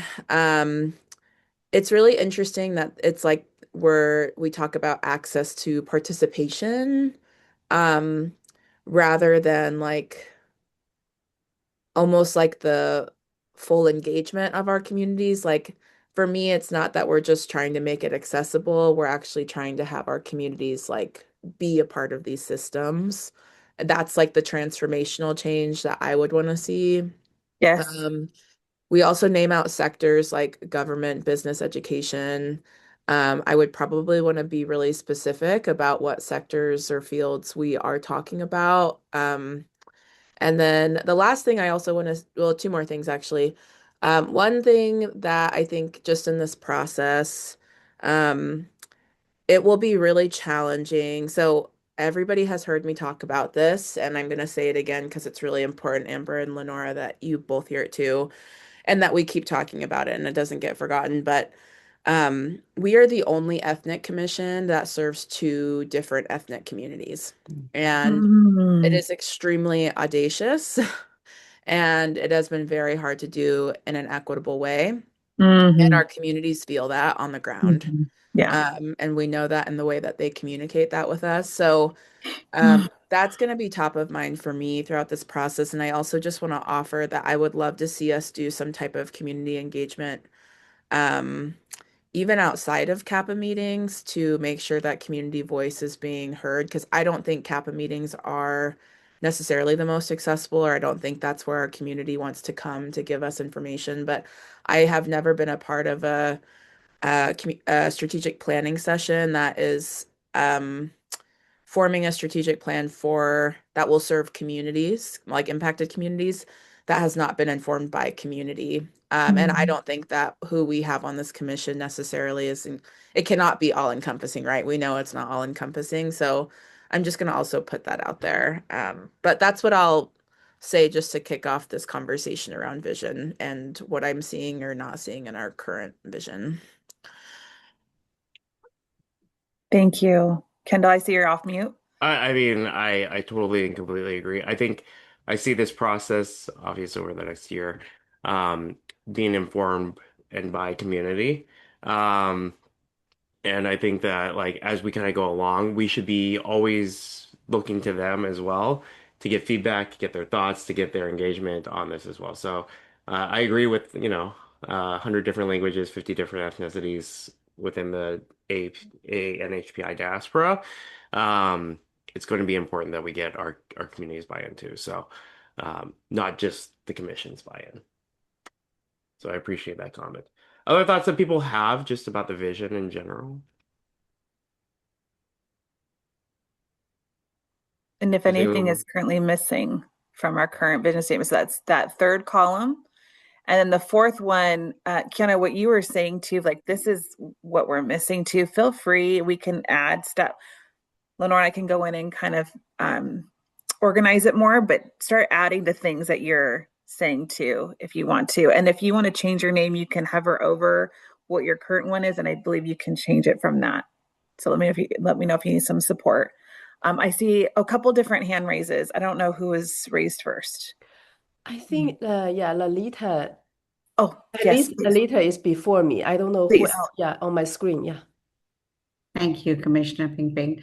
I think for me, when I look at the current vision, there is a significant difference between equality and equity. And I think I want to call that out in the current vision, that equity is more key and critical to where we need to be as a commission. And that kind of reflects what I think our first vice chair, Kiana has also brought in, sorry, Brianna.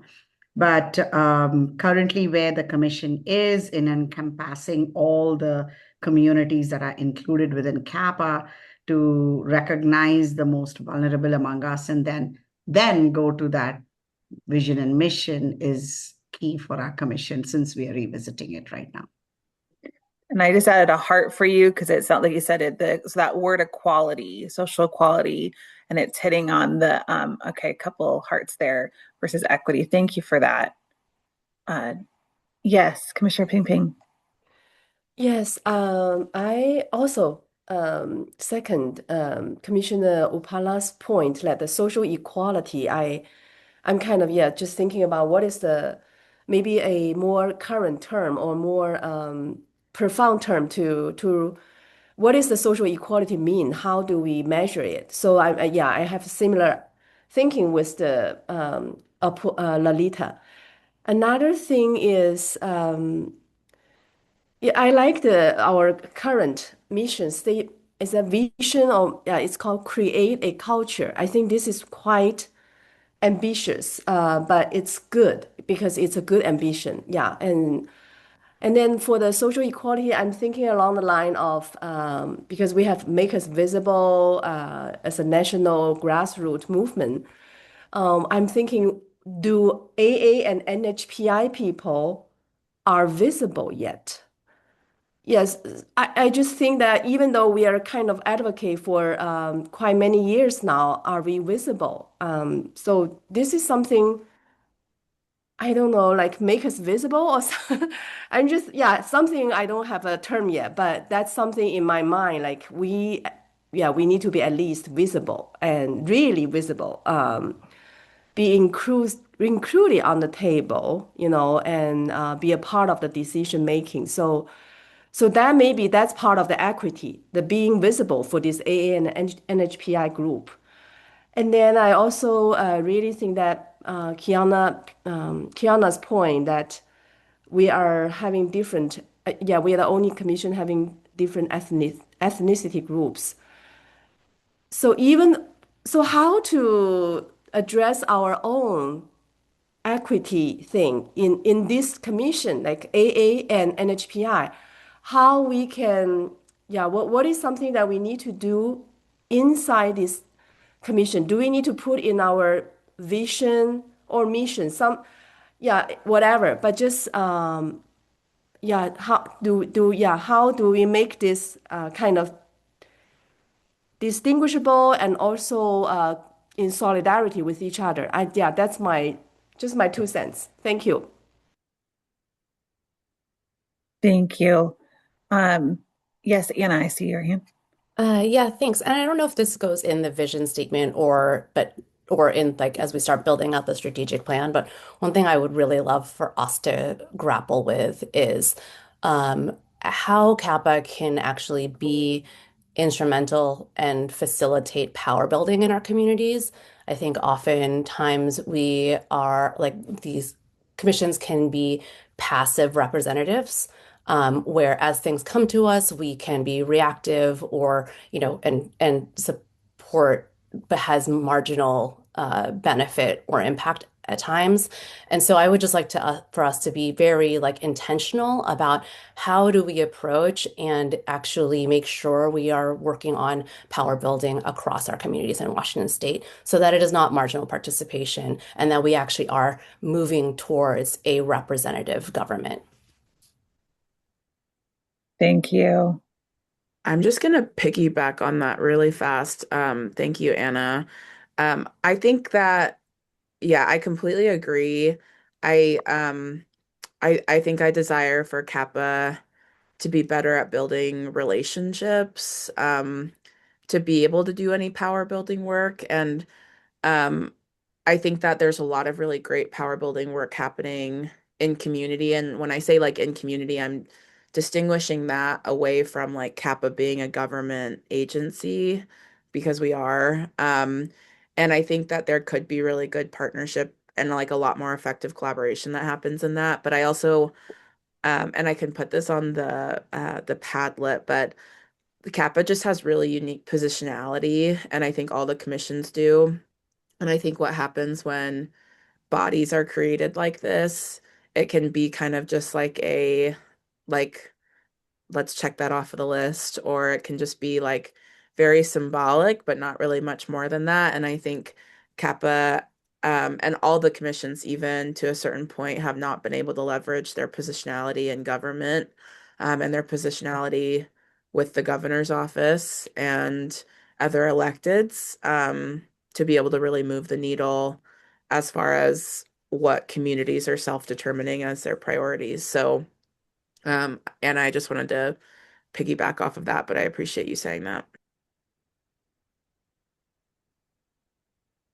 And if I'm quiet, it's because I'm trying to make sure I'm typing in. So it might go under the missions of like what I heard from you, count as like what value we're bringing to our customers. And part of the gap that I'm hearing from you is the how do commissioners leverage their unique positionality for self-determination? Let me know if that captures that for you. Yeah, I think like just, and I'll just add to that, Amber, thank you. Like in specifically in the policy realm and in the like in the realm of just government, which is traditionally very, very hard to access for community, whether it's just because like the government wasn't built for our communities, or whether it's because like government really sucks at engaging community members. Like we're like, put out a survey or have a Saturday morning meeting. Like, it's not very effective. So yeah, that's great. Thank you. And I just want to go back to where we started in terms of the current vision and to create a culture. So I heard like some consensus, yes, we're full participation, and I'm hearing there's some dissonance about what does that full participation right now. There's a gap. There's series of gaps. And is full participation the real dream? Is it a different word? And social equality sounds like that needs to be updated. Of Asian American, Native Hawaiian, and Pacific Islanders are achievable. So just there, going back to the third vision, what if anything is missing from our current vision statement? It would help me, I think, um, to if you can put on that, what would you like to keep in the current vision statement? Like I really want to keep this part of it because when we think about a vision too, and this makes it a little tricky, and I want to recognize it, it should be something that we can just like pop off the top of our head, like a one sentence. Like now I know Cha didn't do that. And this is a recommendation. And as your consultant, I'm happy to pivot. But it really is helping when we think about visibility for Cha and some of the I'm sorry, for CAPA and some of the complexities of CAPA. When you're explaining this to communities, it's almost like this is almost like your marketing, like this is it, this is what we do. And then the mission, what I'm hearing from the commissioners here in this room, there are some real opportunities to address where you all are seeing some gaps. And that's so I think this is why this conversation can get a little enmeshed because I'm hearing a little more of the mission, like we are missing this. We need to have this involved in order to achieve that vision statement. So someone had mentioned, and forgive me if I'm forgetting, about thriving, like that word thriving. And that makes sense. That resonates with me because it is full participation to what I am and what I'm looking at your current vision statement, what that full participation is. There's no barriers. Thriving is, when you said the places where you maybe have not had the seat at the table, and Kiana, you said that beautifully of like, because the system wasn't designed that way. So we think about thriving, that could apply to a lot of different ways of how policy is ran, how government is ran for CAPAA. Amber. Yes, Lenora. I just want to thank everybody. I'm super excited just in all these ideas that are coming and just the conversation, because I think while sometimes it's hard to like think on the spot like this, y'all are doing a really good job. So I just want to thank you, because sometimes it's hard and you get stuck and you're just like, I don't know. So I really love all of these ideas. If we really want to try to get a vision statement done in a half an hour, get a couple options, I wonder if it would make sense to look at some of the words that you all are putting in the second and third column. I tried to grab them all, and as you were speaking, I was trying to grab them. So I created another column on the far right. And I know I'm sharing my screen. You might be able to see it, so I apologize. Hold on. So over here under vision key themes, I'm wondering if we could try to narrow this down a little bit by doing some voting. So first, I want to make sure that you see some of those key words that you've been saying. So I put policies down and impact lives, power building, equity, value, thriving, engage, advocacy, resources, visible, empowered, safety, lived experience, social justice, transformational change. Accountability is another one. Great. So is there any other big themes that you've been thinking about, that you heard said, that kind of like, yes? Is there anything else to add to that column before we move on to another step? Did I capture everything? Is there anything else to add that you're kind of hearing? Are you thinking?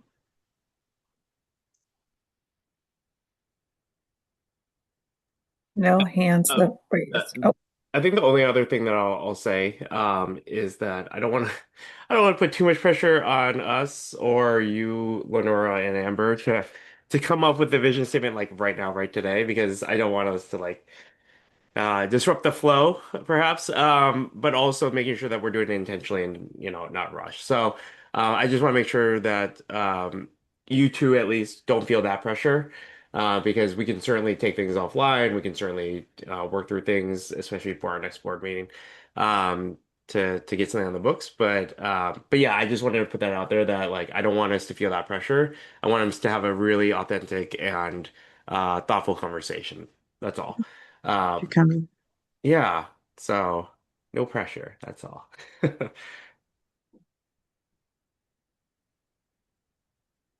I'd be interested to hear maybe if any commissioners who haven't chimed in yet want to share something maybe they put on the board or are just thinking about in general to help us kind of get us to a place that make sure that that voice is included here.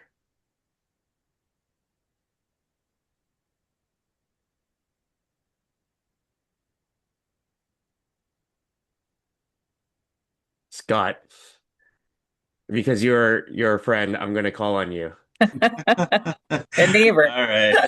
All right. Thank you. I really like, and I have the same idea. I like what Ping Ping wrote there, just to be a spot where people come, just to become, as an organization, more well known, so that when our communities have a need, they can come to CAPAA and either through talking to us find a resource, or just, it's intuitive on our webpage that there's a resource there. And if they can't find the resource they need, they can get a hold of us as commissioners, even if we don't know one of them, or they can get a hold of commission staff, and we can help direct them in the right spot. Because I don't think there's there are people in the state who know to come to CAPAA in our communities, but there's a lot that don't. And there's probably a lot of helping, directing and coordinating that we could do if we became more well known. So that would be my vision, is that we're more well known. Yeah, I really, I second that, Scott. Thank you. From my community here, they have a question about even though we have different groups, like Spokane has human rights. Spokane, when you have hate incident, then you can report to them. But but people are wondering, what what is the follow up? Like after I report, is my issue or the thing that hurt me, harm me? How the agency is going to do with that? So yeah, so first is to be a resource, and then second is, do we really have the power to to make it, to make this people who report, who has the courage to report, at least first they need the courage. Some people do not even have the courage to report something that what's the point of reporting it without follow-up? So I think follow-up is really important, and then measurement also is very important. Measurement will make this mission or vision accountable. So I really think that measurement is something very, very needed. But it's maybe not in the vision, the VISION. It's not. I don't know. Yeah, I really think that yeah, that's my just thank you, Scott, for I just want to applaud for your point. Bing. And I do appreciate just the robust feedback that's happening. If you can, just take a moment and start looking at what your colleagues are putting in the Padlet, and please feel free to vote if something resonates. And I was hoping, Kendall, if it's okay, I'm going to just read a couple of what is being shared. Just sometimes because Padlet, as people are all writing, you're like, oh, I'm missing it. No, there's a lot on there, so yeah, I feel know. free to share. Okay, so it looks like I want to go back to that first or that second column of what do we want to achieve or become and what impact do we want to have to our community. So I know I covered a couple of those. But a society where all Asian American, Native Hawaiian, and Pacific Islander communities are thriving, engaged, and valued. Want to become a collective, accountable body that equitably represents NHPI and AAA communities' self-determined priorities. And then there's several comments underneath that about leader and policy change, which serves most impacted communities. Thank you, Kiana. And then we have strive to be a resource group for AA and NHPI in education, human services, economy, and to be and for advocacy for making equity achieved. Then we have a Washington state where AA and HPI communities are visible, valued, and empowered, thriving with equity, safety, and full participation in civic life, and shaping policies that reflect their diverse voices and lived experiences.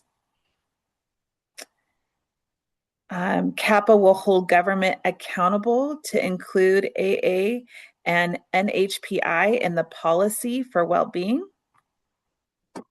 Just want to pause there and give folks the opportunity to vote if there's something that you're like, that language really resonates with me.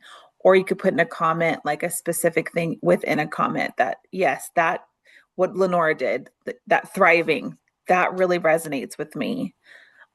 So we can understand kind of where there's consensus here. Any hands raised or comments? I also encourage folks to react with the emojis on the ones that you like and that you like +1 and things like that. It helps. It will probably help Amber and Lenora after this to really understand what we like and what we don't like. I wouldn't put a thumbs down though. But personally, I do like this cheerful jackrabbit one. That it's good, but it is a lot, and it might just be. But at the same time, I do feel like it encompasses a lot of what we do and what we want to achieve, really, right? What that vision is, value, empowerment, um, thriving with equity and safety. Like I like those things.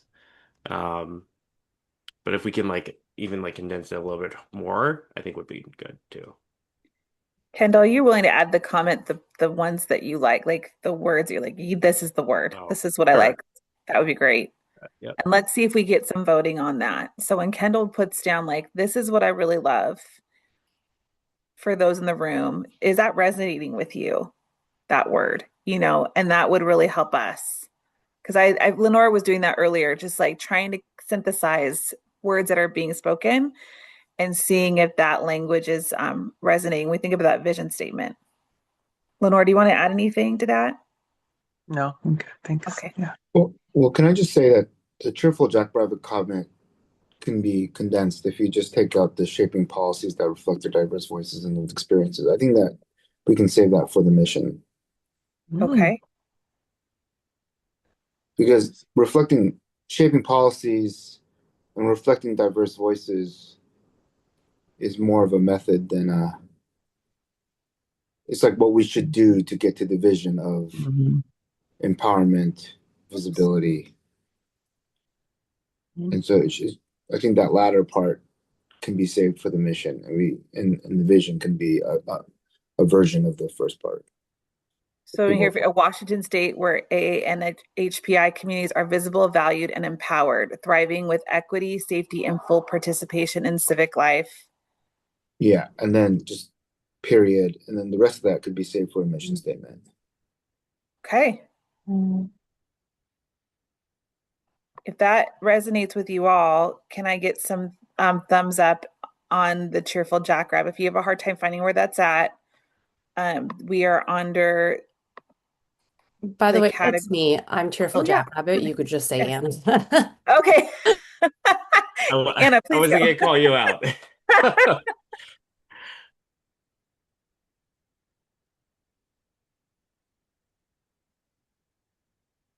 Okay, I'm seeing some. We have 4 thumbs up. And that the shaping policies, I'll just put that in the comment, shaping policies would be put under the mission.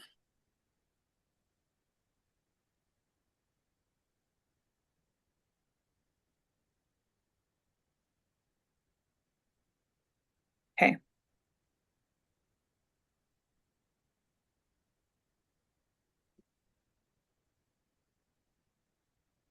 What I understand too from Nama and from Kendall is that this is really consensus. So this is your time because I believe the cadence that we're going to have with you, it's a little less than ideal with strat planning. Normally we do a big chunk. So just to let you know, this is we're doing a more individualized approach, which is fine. But this part together, what Lenore and I are going to try to do is synthesize this. We'll give this back to Kendall, Nam, and Brenda, and then they'll send that out to you all to vote on.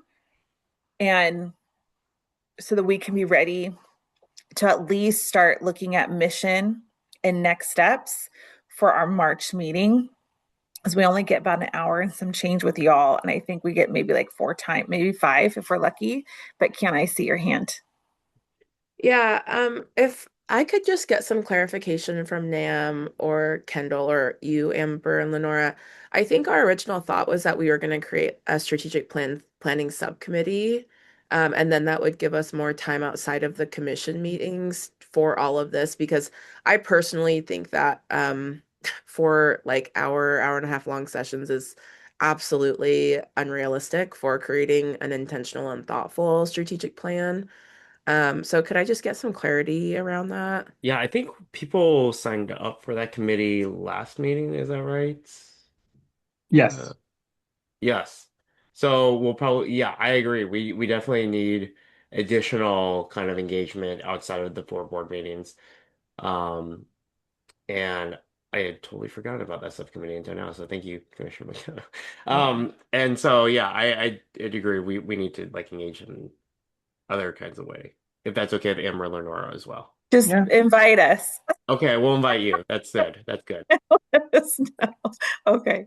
I mean, if you have any like advisement, it would actually be really helpful because I'm not sure. I was not on the commission the last time that they CAPA put together a strategic plan. I'm not sure if we had a subcommittee then, but if you have advisement based on your past experience in creating strategic plans, it would be helpful to know how frequently that subcommittee should meet. And we can get things scheduled and invite you, but we also know that you guys have a limited capacity for this as well. I'm going to pause and see if Lenore wants to add anything to that. Yeah, I like where you're going. I think if we could meet more often, it would make sense. So even because this group meets quarterly, is that correct? Or something like that? So the Five next times a year. meeting's, 5 yeah, times a okay. year. So I would think it would make sense even if the subcommittee could meet in the in-between time when the commission's not meeting. So Like trying the to off meet month. this, yeah, just all the months. Any month that the commission's not meeting, have the work group meet as well. And that way the work group could kind of help inform and move things along a little quicker and have more thoughtful conversations as well, and maybe bring some of the information that they are recommending back to the bigger group. And Yeah. then have a conversation like that and then make some decisions. And then that could be, I think that would be a nice flow. Yeah. No, I agree. I think and this is a good kickoff as well, just to get people starting to think Yeah. about Hmm. how we want to move forward and the baseline on it, honestly, at this point. But yeah,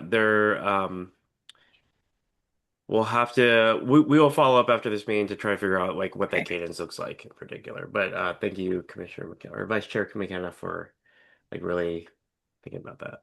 Yeah. Commissioner This, Ping, I see your hand. Yeah, I just want to, I have a like when I look at a very like we have concern about that in the second column, the Washington State where that one the vision statement. I was just thinking about is this talking about the AA and HPI community or we CAPA as an organization? Because in the beginning of the meeting, I remember Nam point out that what do we want to put in the vision statement? Is that our organization or our community? So that maybe I just feel like I just want to ask our colleague commissioners that do you feel that is a statement for our community more than our CAPA as an organization, state agency? Okay, that's my question. I love that. Yeah, I also just have a big hand for that, big thumb for that statement. Just and also I would just say I really enjoyed our yeah. I mean, Kiana has a good point that this will save time for a committee to do subcommittee to do this.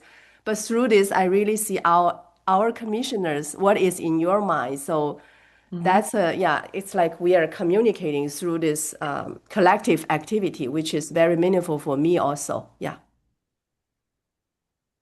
But I will lower my hand. I think someone else had their hand I think it raised. was Eck. yeah, hi, this is Commissioner Sisvati. Yeah, thank you, Commissioner Ping Ping, for bringing all that up.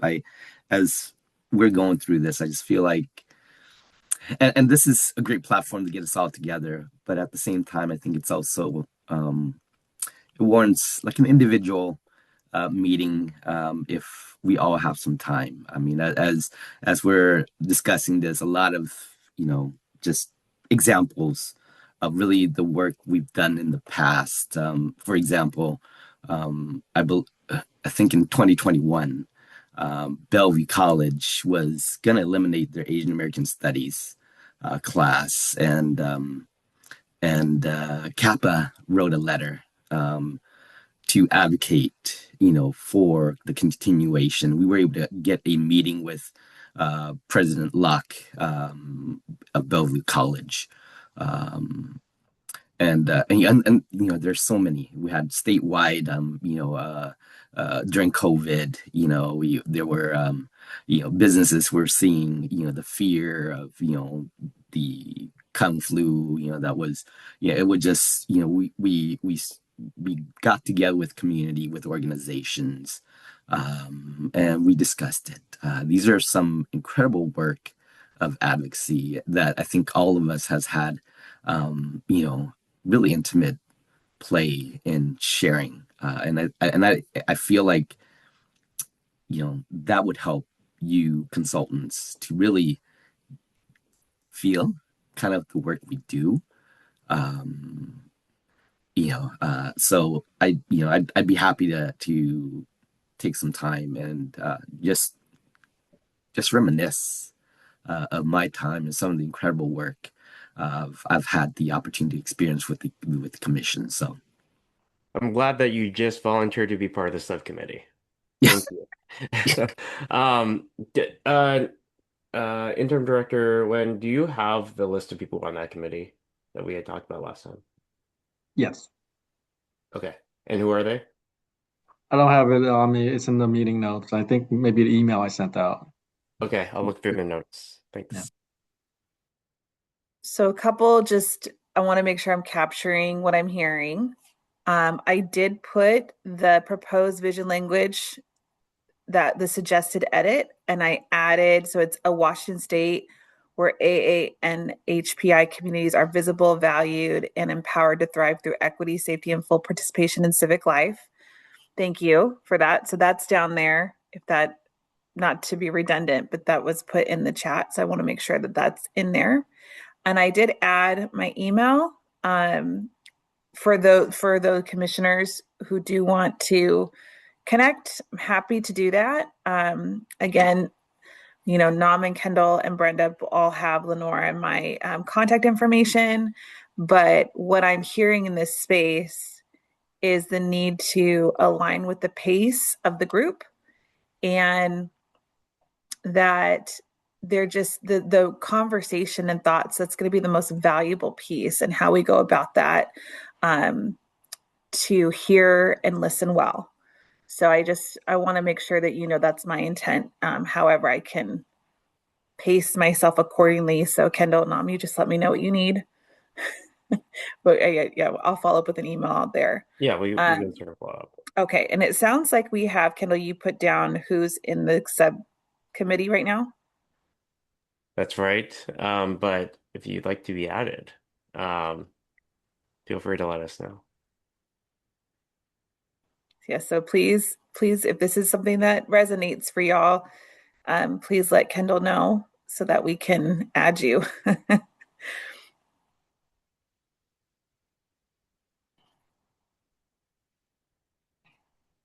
I am pausing. Kendall and Nam, is there something you wanted to tease out right now that you feel like would be important in this group? Since it sounds like we're going to have another space to kind of dive deeper, what would be the most helpful in the next about 20 minutes that we have left?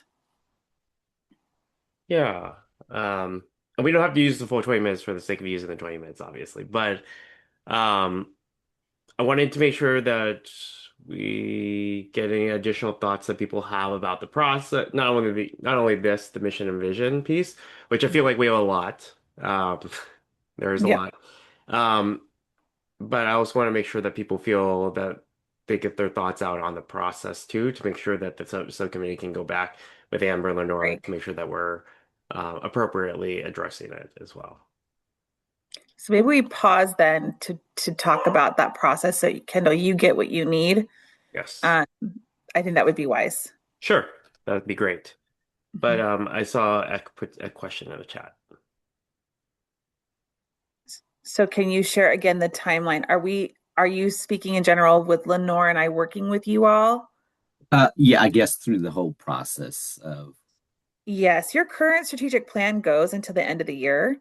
And so the hope was that we would have something to give back to you all by like November so that you can publish it.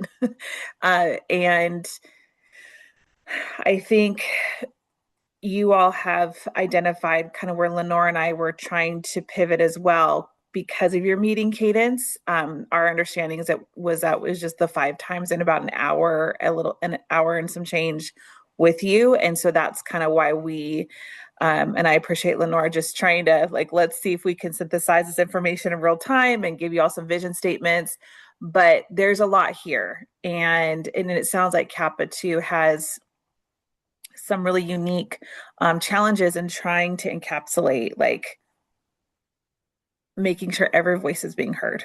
So I think right now I'm going to give that to Kendall and Nam about what the timeline is going to look like for Lenore and my participation now that I know that there is a committee meeting, and what that will look like. It sounds like Lenore was, really saying we should be meeting fairly regularly, and I agree, to have more conversation.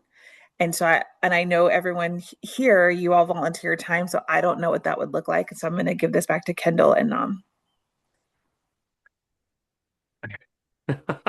Okay, full disclosure, this is like my first full week as chair, so I don't have quite the full vision of what needs to happen. But um, obviously, like the end of the year is the goal, right? To get everything done, wrapped up into a nice little package that we're able to strategically plan over a 3-5 year period, which we also probably need to nail down at some point in time. Yes. So, yeah, the end of the year is the timeline. That's the end goal. But what happens in between, like that is to be set, I think, at this point. Yes. Like benchmarks are to be set. But I think we will probably set those in the coming weeks once I have a little more time to think about it here. With the exec committee, of course. Okay. I want to thank you all for inviting us to your home to help support you. And I respect and value the time commitment that's here. And I want to be sensitive to that too. So if that would be helpful for the agenda, Kendall and Nam, to give this time back to you all. It sounds like with the subcommittee, the biggest challenge or the next step is going to be scheduling those meetings and cadence and understanding who's involved and how often you all are going to meet. And that will give Lenore and I what she was saying earlier, like maybe we're having more granular conversations and we're bringing that back to the larger meetings for report out and then general consensus. So Lenore, do you have anything you want to add? No, I just want to say thank you again for, like Amber said, letting us come into your house and talk through this. And I think Ping Ping made a really good point.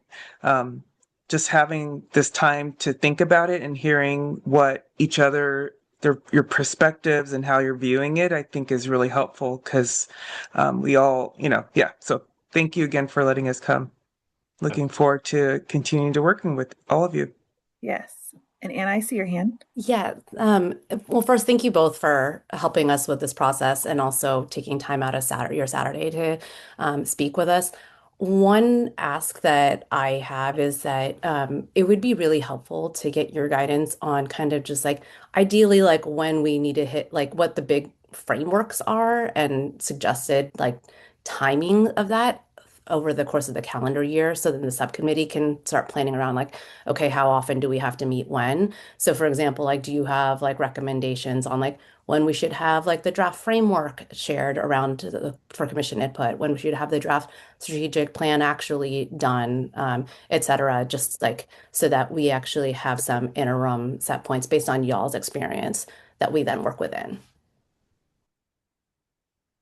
Yes. And let me, I think Lenore and I will probably, because strategic planning at OFM looks a little different than it is right now with CAPAA. So let me think about that and then get something back to you all. I will just say for just let you know today the hope was to get a vision totally done and start working on the mission so that going into March at least the mission would be completely clarified and there would be consensus. So if that gives you your your next agenda item in terms of how you, I know we're going into next month is tomorrow. So in the next 8 weeks, that the vision ideally would be completely voted on, and that the mission would be you would have it pretty well thought out so that it's more of a report out to the general group and that there would be consensus. Lenore, please add if that sounds That sounds accurate. good. Yep. That would keep us on timeline to have the mission completely done by March. Vision and mission done. That's a good benchmark. It's a good Okay. benchmark. And we'll follow up and we'll make sure that we get those things done, right? Great. Okay, well, just Scott, I saw your hand raised. I want to be thoughtful about. Oh, Oh, okay, cool. Just wanted to thank Amber again and Lenora for your time on a Saturday with us, and to really think through some of these really hard questions. So thank you, thank you, thank you for your time. Thank you for your expertise. We really look forward to working with you over the next several months to like really get something done here. And at the same time, make sure that it's like accurate and well thought out. So again, just deep appreciation to you both for everything, and um, we'll talk soon. Thank you, Kendall. The Sounds good. Padlet's open for you all. That link is active. Feel free to edit and utilize however you want. And if you need something different in the interim, feel free to reach out to me. But otherwise, take care of yourself. Excellent. Thank you. All Have a Thank right. good you. weekend. Go enjoy Okay. yourself. Bye. Okay. Bye. All right. Um, so we're gonna just bulldoze our way right through here to um, the last piece of our agenda, which is the discussion on sponsorship policy and other commission business. So, Interim Director, when did you want to talk about that a little bit? Yeah, currently our sponsorship policy has been suspended through the audit because audit had raised a couple of issues. One of them we can fix easily with our bylaw. Simply like we weren't informing DES that we were whenever we were issuing sponsorship payment. And we don't need to. So we can simply fix that in the bylaw. The second issue was that a lot of OFM, the state auditor concluded that we needed to basically show that we were getting something back for our sponsorship. And we're just not simply giving out money. That's either we're in their literature, their brochure for when they have the program, or we have a table at the event. Now, a lot of these events are throughout the state, a lot of them on the east of the mountain. So staff can't really table events. Sometimes we ask commissioner to do so, but a lot of time it's not like it wasn't possible. And a lot of these organizations are simply like they just forget. They're smaller organization. They don't put us in their literature and their promotional activity, even though we ask them to. And but we could do a better job of following up. So the question before you is how does the commission want to approach sponsorship? Um, Given that we do need to do more due diligence in terms of looking in terms of sponsoring organization to make sure that we're getting something back. And the other part is, but strategically, how do we want to approach it? What do we want out of sponsorship? I think Vice Chair McKenna had a question that's in the chat. Oh yeah, I just said, Nam, do you mind reminding the commission how many funds are there? You mean how much money we have? Yeah. About 25,000. I know for me, I'll just pop in. Because the sponsorship amount, I can appreciate that for smaller organizations and groups that have a harder time accessing funds, that this is there for them. I do think we see kind of like a wide array of organizations that are smaller accessing these funds, and then also larger organizations. I don't think 200, as somebody that works for a nonprofit, $250 does not feel okay to $500 does not always feel incredibly meaningful. And for me, I think I am like, would it be a bad use of the funds to continue doing this? Not in my opinion, no. But I also am curious if the commission has other ideas for like $25,000 is a lot of money. And is there something that we can do with that money that will be more meaningful, where it feels like we can have measurable impact on improving the health of our communities? So that's what feels really curious to me, is because like that we could do something that feels a lot more meaningful, that could yield kind of like bigger outcomes versus, these other smaller things. So either way, I don't think it's bad. I'm just kind of curious to see if commission, I don't know, is thinking anything along those lines. There's one thing that aside from that part of money that we are able to use for is that we are able to basically sponsor events. And I know we had discussion about like the fairness of it, like that commissioner had brought up, for instance, Lydia had brought up the visiting delegation from Samoa, the Prime Minister of Samoa visiting, and we were able to basically host an event for that delegation with the basically just a lunch after. Actually, it didn't happen, but that's something that we're able to use for or Lao New Year or the Lao celebration at the state capitol. We were able to put some fund into that. It's basically the funding from things that the commissioners personally want or want us to get involved to get more of our name out there. I think Kendall, Eck, and Anna have the hand up. Oh, okay. Sorry. Go ahead, Ak. Oh, hi. I think just being specifically transparent, if in our conditions, if it's, you can add that, whether it's a web page, if for funding, say for example, we would need, like a check off if you need, if we have to have, CAPAA, logos in there. These are the conditions. So I mean, I don't see it as a very difficult way of meeting our needs as far as auditing. But I would also want to kind of say, hey, it is very little, but at the same time, I'm curious to see if we can increase beyond the 500 if it's a meaningful partnership. And yeah, I don't know what the rules are. So thank you. We can, but it would be requiring a rewrite of the bylaw. Okay. Anna. Yeah, I think just to build on Kiana's question of just are these statutory restrictions on how we can spend the money, or is it just within our own bylaws?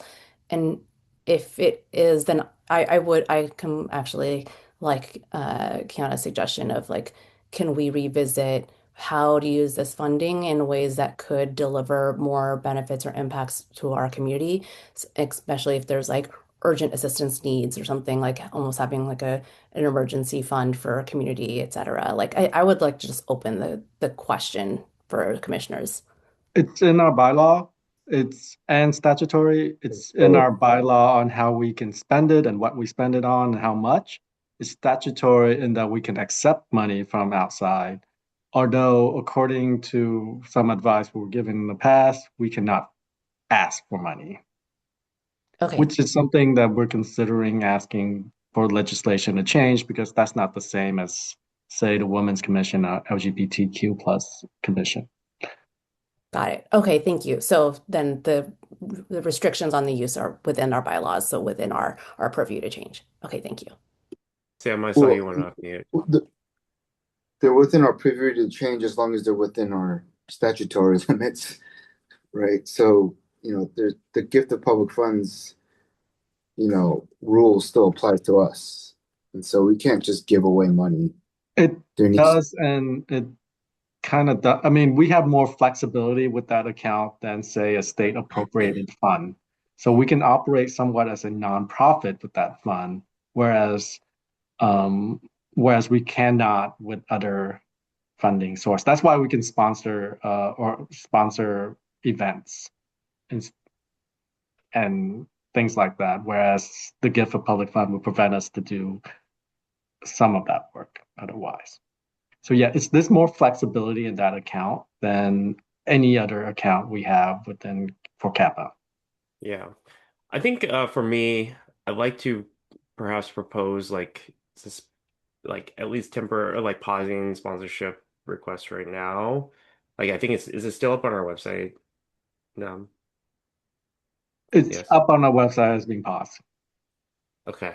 Okay. Yeah. I mean, if it's paused, that's good. But I would like to revisit like how we utilize it. I agree. Like to me, it's all about impact. And so, you know, bang for our buck, what will make the most amount of impact also, and how does it utilize? So, I'd like to kind of revisit how we use it for now, and maybe kind of suspend the sponsorship requests for now. Is my Okay. opinion.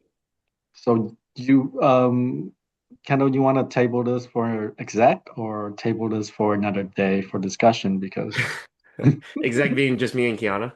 So yes, yeah, you I and mean I'm Tiana, happy. yeah. No, yeah, let's just get it done. Let's just Yeah. get it done. Well, I'm like, part of me hates, I don't like when conversation sits with two people. That doesn't feel very like I good agree. to me. I will throw out something. So Anna mentioned like a great idea, like emergency response. I want to also like, this is like seriously, I just thought of this, but like this is just an example of what I'm talking about if it's helpful. A lot of you have probably heard from youth community members, from adults, from all kinds of community members that they are like, how do I run for office? And these funds could be used for like a political school You event no, where, they actually can't. okay, so you can't, so if a community-based organization, if multiple community-based organizations came together and were like, we want to put together an event where we educate community members on how to run for political office, will CAPA sponsor this event? It's too, you can't get political as a state Yeah, agency. I think it would be hard for us to. I would. I mean, if this is something you're really interested in, I would have to ask our AAG on whether that is possible. But it has to be strictly bipartisan. That's guarantee. So yeah, I mean, it's. I don't want to leave any, and I agree with Commissioner Cho that it's unlikely that we're able to, but I don't want to leave anything off the table. So I mean, if there's something that you're really interested in, I can ask our AG whether it is possible or whether it fits state ethics rule. There's Yeah. probably some limits, but yeah. Yeah. Can I just clarify, why would a nonpartisan like political school for like this is how you engage in democracy? How would that Well, no, be? I think you've reframed it. I don't think that's how you. Well, I think the devil's in the details, but you know, promoting civic engagement within our community is very different from teaching someone how to run for office. How? Because you can be civically engaged without running for office. Yes, but running for office is like a part of, could be a part of being civically engaged. It doesn't have to be bipartisan. No, I agree, but I think, like I said, the It, devil's in the details. yeah, it would be, I think still, just before shutting it down, I think it would be Mhm. worthwhile to just look into because it's something that our communities want. And I'm not saying let's train all these like little progressive warriors. I'm saying let's tell people how they can fully engage in their democracy. And if running for office is one of the ways in which they would like to do that, we know that our community members are curious about that and they have not had access to information like that. So Yeah. now maybe you can engage with the AAG about Mm. the the Yeah. limitations or the scope of the account that what we can use it for. Mhm. Um, And I I think what have, Keanu is getting to also is just like have a larger kind of conversation about like what actual programming that we could potentially be putting on yeah. that we could be engaging in. So I do feel like that's a better use of our funds, but again, can you follow if you can follow up, that'd be great. Yes. Okay. And I Commissioner put Payne? the RCW provision in the chat. It basically the limit on that is that has to be expended for the benefit of the commission. Okay. Otherwise, it's pretty broad, and I have been whenever we spend something like this, I have sought out AAG advice, and it is a lot more flexible. This fund is a lot more flexible than our general account. Yeah. So the question is, what kind of programming are we allowed to engage in with this funding, essentially? Yeah.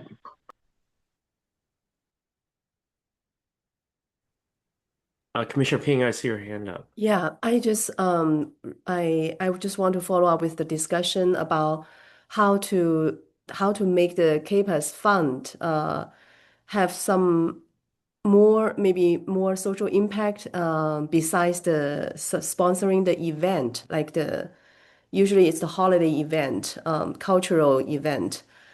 I'm thinking like I know the ACL in Spokane, Asian for Collective Liberation, they are doing the youth leadership program. So they use that to train the youth how to be participate in the like in the legislative session. Because they will have a here they will have a bus to Olympia next week to on the February 5th. It's more than 1 day, maybe 3 days. Yeah, so I'm thinking something along that line that can we do something on youth leadership training? And then, if some organization wants to do that, then we can sponsor that instead of just like those cultural event. That's just one idea. And another thing is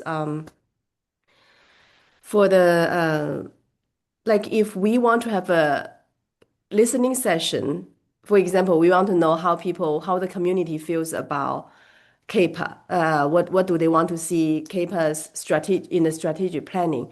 And we want to organize a listening session. Then we might want to have a in person instead of Zoom. Then in the local, locally. And so if the money can be also sponsored this kind of the listening session and to make CAPA more known to the community, to engage more community members.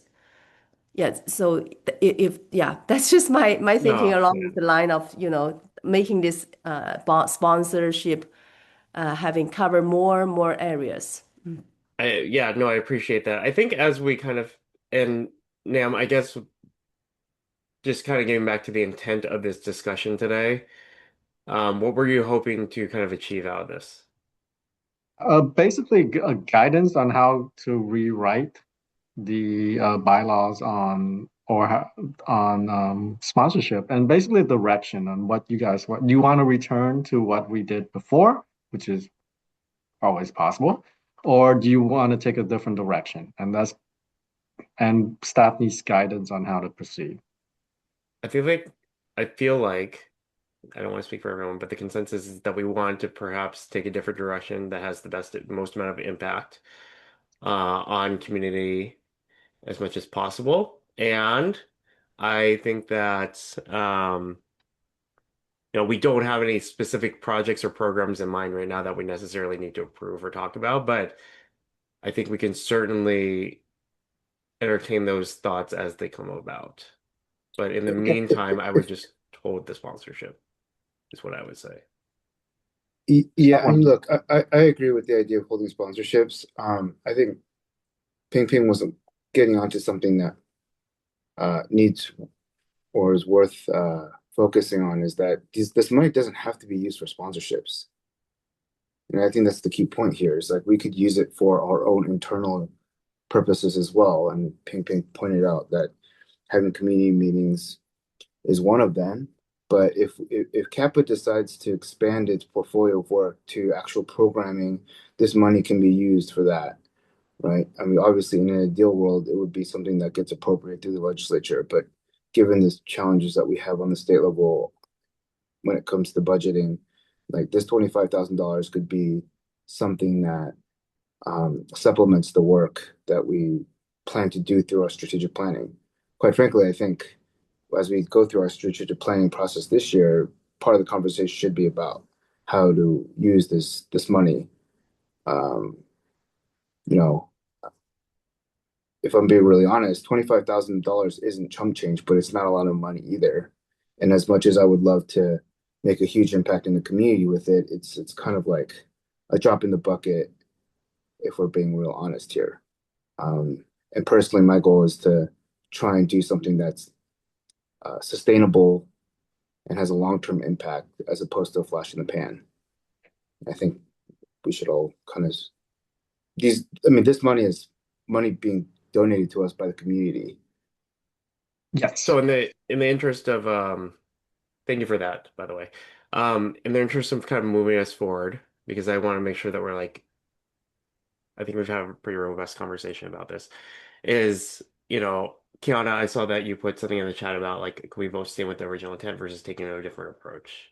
Do you want to maybe expand on that? Yeah, I mean, I think I know that this conversation has just been put on the back burner for a while, and I know that just devoting a little bit of extra time at today's meeting, the purpose of that was to just make sure we got something rolling. I think we're trying to recognize that we're in a pretty volatile time where we don't necessarily want to be sitting on money, but we also want to be really intentional about how we're moving forward with money that we do have, since it's not easy to come by necessarily right now. And so even just taking a vote to make sure that there's consensus on, like, we're not going to move forward with sponsorships right now. We're going to maybe take a different approach. And then I would even recommend either like having us say like this can be a part of our strategic plan, or have like a work group. That's, I know we're talking about a lot of work groups today because we have the strategic planning work group, but if there are folks that are interested in this and would want to meet separately to at least brainstorm some ideas for how the money could be utilized and then bring it back to the commission, I think that could be a good action step. What I don't want is for us to just keep sitting on this and have it keep coming up on agendas as a recurring item and then not having us really get anywhere. I agree with Kiana that we do need to have some guidance. There's one thing to consider. The other commission has this money also, and they sit on it and they don't actually do anything. Um, um, but just as a rainy day fund, and that's one consideration also. The other consideration, and we could talk about this later, is that do we want to change our RCW to allow us to ask for money? That's another consideration at a later day. Okay. Nam, could Oh Oh, yeah, go so ahead. sorry, No, please Kendall. go But ahead. Nam, could you remind, I know that a few months ago you had given like a really good kind of like debrief of what that would mean, because it also would kind of change the way in which our commission works. Could you maybe remind folks of if we decided to change the RCW to be able to ask for money, what that could impact? I thought that was really helpful. Yes, currently our RCW said we can receive funds, but we can do nothing to ask for more money. And that's not a guidance, not an opinion that was given to me, but given to me by that was an AAG opinion a while back. A long while back, and I'm not sure I actually agree with it, but that is what the current situation is. And to be safe, we would need to modify our CW slightly to match the LGBTQ Commission and the Women's Commission, who knew about this and were advised to write a different RCW on fundraising that allowed them to accept and seek out public funds, gifts. So we would operate like a nonprofit, but in a way, the money is actually more impactful because we would operate a nonprofit where the money doesn't go to our back office support to pay staff or admin. That money would be going to basically things that are benefiting the commission. Uh, does that answer your question, or do I need to clarify further? Yeah. I I think mean, people can randomly give us money anytime. This money came during and I think 40th anniversary. yeah, I mean I think we need a more solid legal opinion personally, but if we're gonna consider something like that, yeah, especially since it's a little bit outdated. But I see Anna's hands up as well. Yeah, I was just gonna ask if we could table that second question of revising the RCW one because we're not gonna do it this session anyway, so we have some time to consider it. But I would like us to think through, like get through consider that as part of the strategic planning process, right? Of like what value is CAPA bringing? What is like, how are we serving community? Like what programs do we want to be actually like running to actually determine what level of funding we would need. So I think there's a big question of like the what and how we have not yet answered before we need to start thinking about the dollar that should be attached to that. But Yeah. I agree with Kiana on the like it'd be great for folks to talk through what to do with the more, time sensitive question of the 25K within our current and what changes need to happen to bylaws, et cetera. Yeah. So maybe if I was hearing correctly, Kiana, did you have a motion that you wanted to propose? Sure. Does it need I to be know. on our consent agenda? Are we okay? I mean, I just mostly want to make sure, like, does anybody not agree with, we can even make it informal, as like, Could anybody come off of mute or put your hand up if you're like, I would like to stay with the original intent of these funds and use them for sponsorship.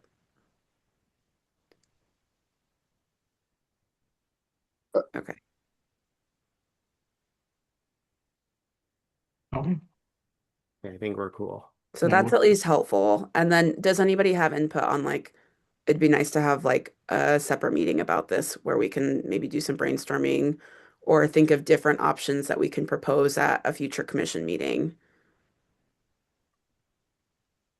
or in our strategic plan. It could also be part of our strategic plan. Okay. Okay. So I will kind of look to staff to maybe help schedule. Sam, did you have something? No, no, I was just gonna say, I think the motion in question is to suspend sponsorships for the time being. It's already suspended. So Will we're be to okay. list, yeah. Yeah. So is any action at this point needed then? No. Okay. Okay. Okay, so we'll schedule something separately to talk through how we utilize the funds in the interim or in our strategic plan. Um, Sponsorships we remain paused, and then we'll kind of go from there. Does that sound like a good plan? Okay. Very good. Uh, okay, I think that's the last thing that's on the agenda, and I lost my script, so I'm just going to go off of it. Is there anything else, Interim Director Wynn, that was part of that portion of the agenda, that other business, I think it was called or something? No. Okay. And that's just an open placement for anybody want to talk about anything else. Okay. I think at this point it's the good of the order piece of the agenda. So does anyone have anything for the good of the order? Yes, Scott. Just confirming our next three meetings are all, or our next two in June and in March are both remote as well, or is the March in person? On the website it says they're all remote. Yes. Okay, March so we're and not June are meeting in remote. person till September. September. Yes. Unless we have a special meeting, and we've been discussing whether we want to have a special meeting in sometime in June. It's basically maybe a goodbye to people that are leaving, and also maybe part of strategic planning. Yeah. We do have the fund for that. The directive is to spend as not waste money on travel, but Okay. I think maybe, especially since we're strategic planning, maybe an in-person meeting, Okay. special meeting, if you guys are available, or is something that Exec was talking about. Okay. And then David and I are going to host the September meeting. So we may have a couple, we'll start talking about that, but we may have a couple questions for several of you for logistics. Make sure I'm That is not the missing plan. anything. Yeah. Yeah, Yep. that is the plan, and I think we at least have the fund for one, probably two meetings a year, three in person, depending how where we have it. But yes, there will be some funding cuts, but I think we're still going to have enough funding at least for one and two, and probably three, depending on the location. Okay. Yeah, All Scott, right. if you can Thank you. follow with the staff, that would be great. David. Yes, I just had something quick. So, for March 21st, I am invited to be the interviewer for youth at the Washington State Historical Society. And that's commemorating the new land book, talking about Southeast Asians, refugees settling in Washington State. And I'm looking for a couple youth to be interviewed. And so if you guys know anyone in the Tacoma area, to make it easy, because it is being held at the museum there, or anyone who's willing to travel, youth, meaning high school and college students that are making an impact within Southeast Asian communities. We're talking about the future of Southeast Asians in Washington, and so I'll be looking for some youth to interview. So if anyone knows anyone, please send them my way. Thank you. David, have you sought out the student body organization for the local colleges? And I also think maybe it would be very interesting, given your perspective, for somebody that grew up in not Western Washington or one of the major cities. So just a suggestion. Okay. Yes, I will do that. Especially since you didn't grow up in the bigger part of the state, the more Yeah. populous part of the state. And David, if you're able to share like a flyer or somewhere to promote the event itself, that would be great. They have not created one yet. Okay. As soon as I get one, I'll share it out. Okay. We'll ask Nick Van to do that. Okay. Anything else for the good of the order? Because I have one last thing before we kind of wrap it up here. Okay. As interim director Wynn had mentioned during the report, several of us are rolling off. We have a commissioner, obviously, that resigned last week, and so there will be some turnover because some folks are also terming out too. So we will be engaging in a process to start to build a database of folks who would like to be commissioners or appointed that we'll be recommending to the governor's office. So that process will start hopefully in the next month or so. But we want to make sure that our folks here also are aware and continue to think about that.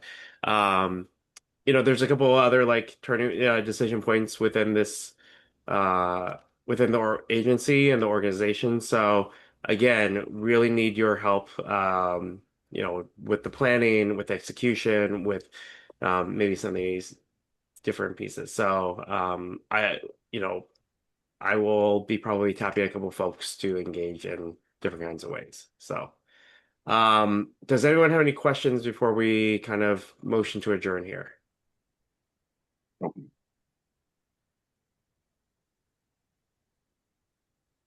Nothing. Okay, very good. Can I get a motion to thank you first of all, thank you everyone for being here. Thank you for your engagement. Thank you for all your work. And I know this is hard being online too, so it's hard to sit here for more than an hour for me. So just deep appreciation for everyone's engagement and being here. And I look forward to working with you all over the next several months through at least September. And can I get a motion to adjourn, please? We're not leaving until we get out of here. Or someone makes I a move motion. to adjourn. Thank you. I second it. There's a second. Okay. All approve, say aye. Aye. Aye. Nay. Aye. Abstentions. Okay. Seeing none, we are now adjourned, and we will see everyone in March, if not sooner. So talk soon. Thank you. Nagin, Brenda,